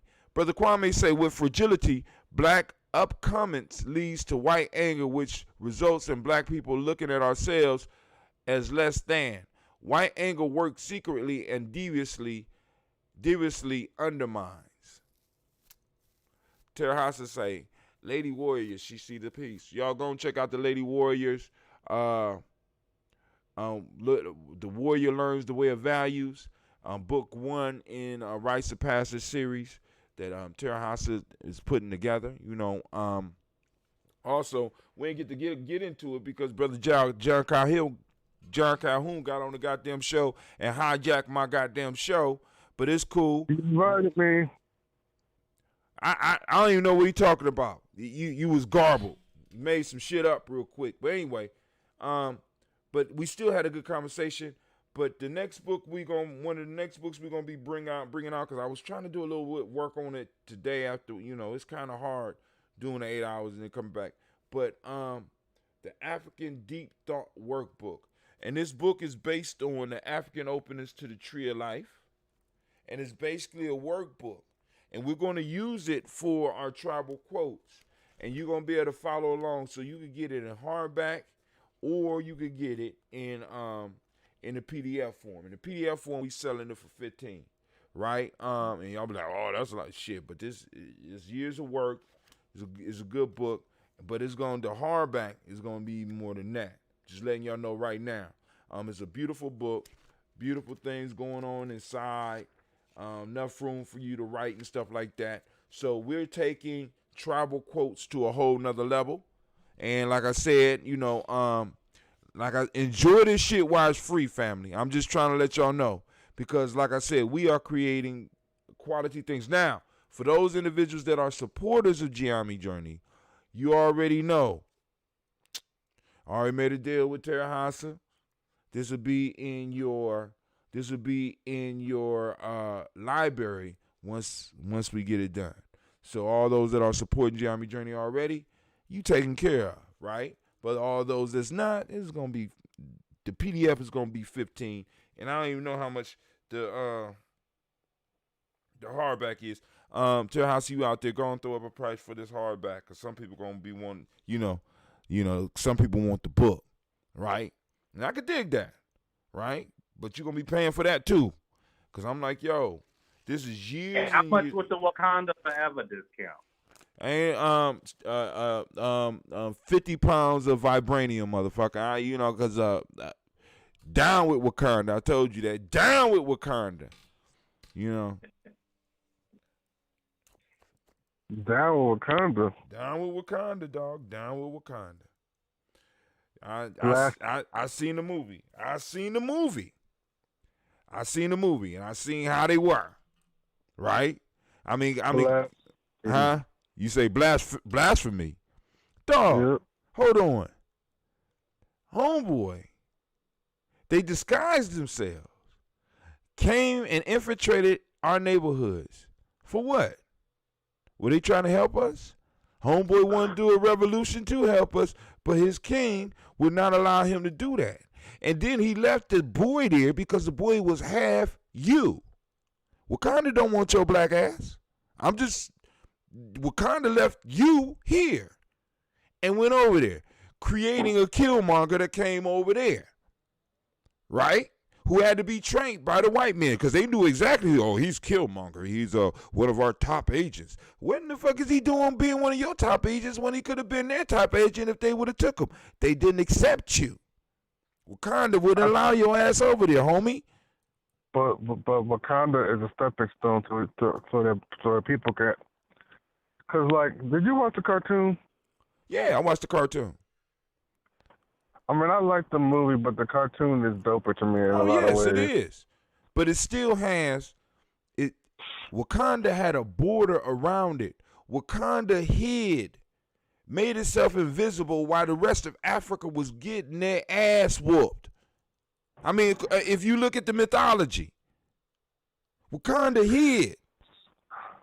To me, though, you're looking at Wakanda in the wrong way. Okay, and I've been wrong before. Right? Shit, I'm getting comfortable with being wrong. Because my whole thing is that fundamentally Wakanda is a creation of white people. Yes, it is. Another problem. But go ahead. Except though, I look at it as a stepping stone to doing the real thing. Because now when I look at Wakanda, like I look at some of my movie concepts, and I got this thing that me and my boy came up with, which is a thing called the schools, which I was like, that felt so far out of place. There's no possible way they would let me do my own little superhero thing. Shit. Now we could do what we want. All we gotta do. Go ahead. This is so symbolically. It's kind of like, in a certain way, Obama really. There was only so much Obama was going to be able to do for us. But to me, the fact that there was a black dude up there in the White House with his black ass wife from the South Side of Chicago. Don't get me started on that. You just trying to hold me on. You starting shit on purpose. Hey, John. Yo. All right. You can be honest if you don't remember this shit or not. But do you ever remember me talking about a sci-fi short about time traveling called See You Yesterday? Can't say so. Okay. Never mind.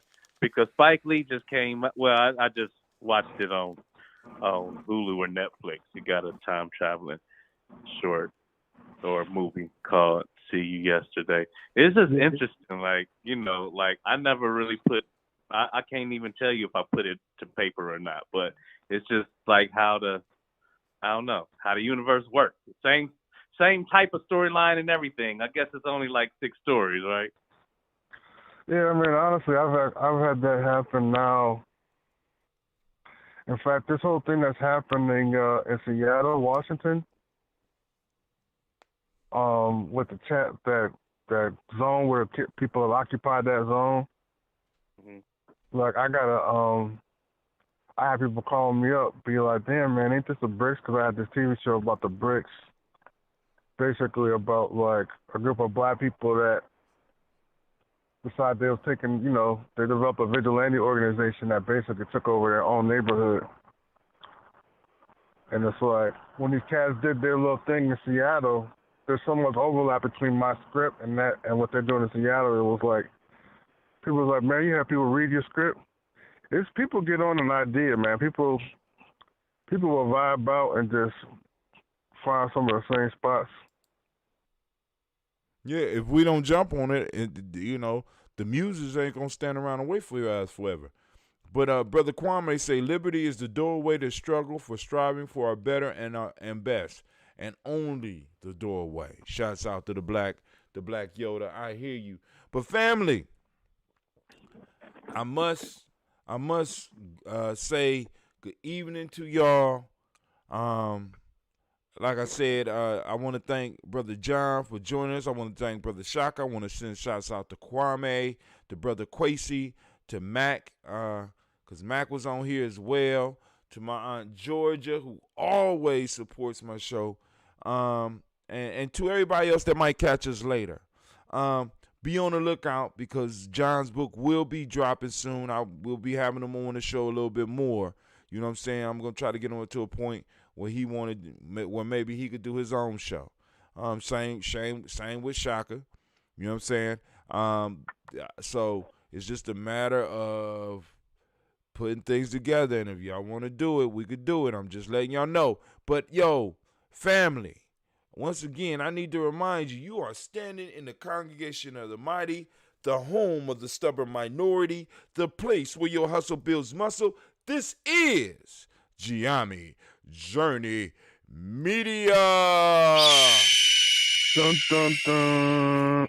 This is the Heart of a Simple production, and right now we just got done with Tribal Quotes, but this is more like a Digi TV presents John Calhoun and Brother Shaka, and it's been a Heart of a Simple production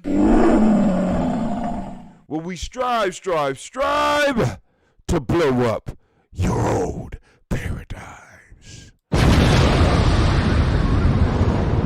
Family, I made it through day 5.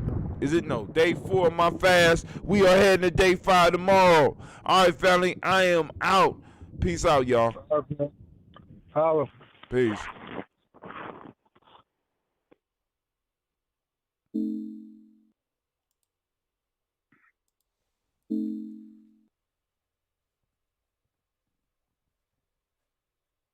Come here, Clay.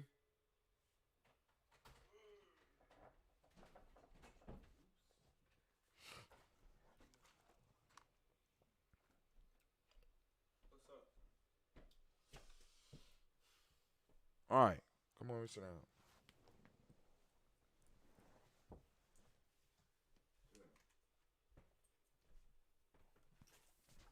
All right, so this is what I'm streaming on. Right, this is the main screen. This is what the people seeing. This is my production screen where I'm able to set stuff up and decide on what things I want to put in. Right now, this is your challenge. I got a set of commercials that's playing. When the screen go black, I want you to go over to this computer, which you can use this mouse over here. Go ahead, move the mouse. Put it on the Chrome. AYIMBUBE is an acronym. Mind, Body, and Universal Balance Empowerment Institute. It is also Zulu. It means lion, of course. With that, we're working with resiliency. We're working with trauma-informed care. With all of the mind-body connections that we need to not only address so many of our ills, but also to heal from them.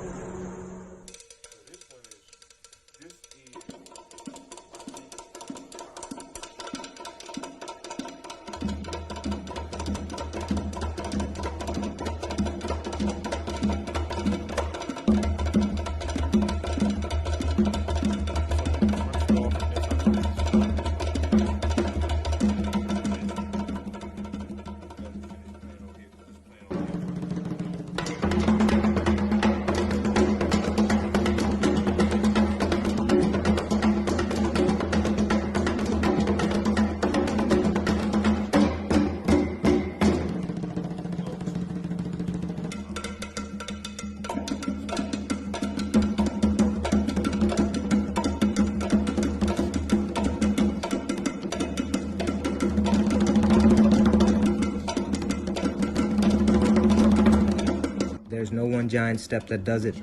It's a lot of little steps. Author unknown. How do you regulate?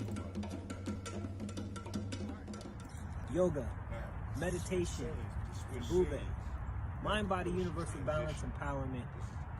We're waiting for you. How do you regulate? This transitions, this moves this one over here. It's going to switch them. All right? Okay. So if you want to do that, go and try it. But then, before you get up, I want you to... Which one you stopping first? This one? Then you stop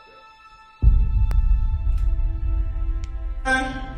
To have melanin embedded in our skin is a gift.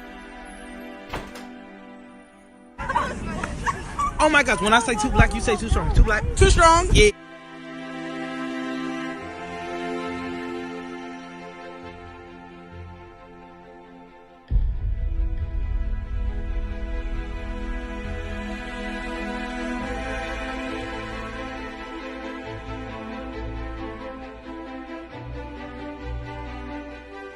We were born to be great.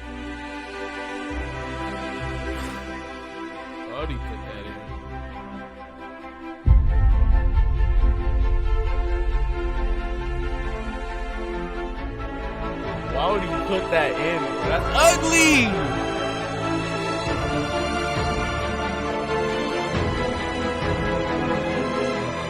Oh my gosh, when I say too black, you say too strong. Too black.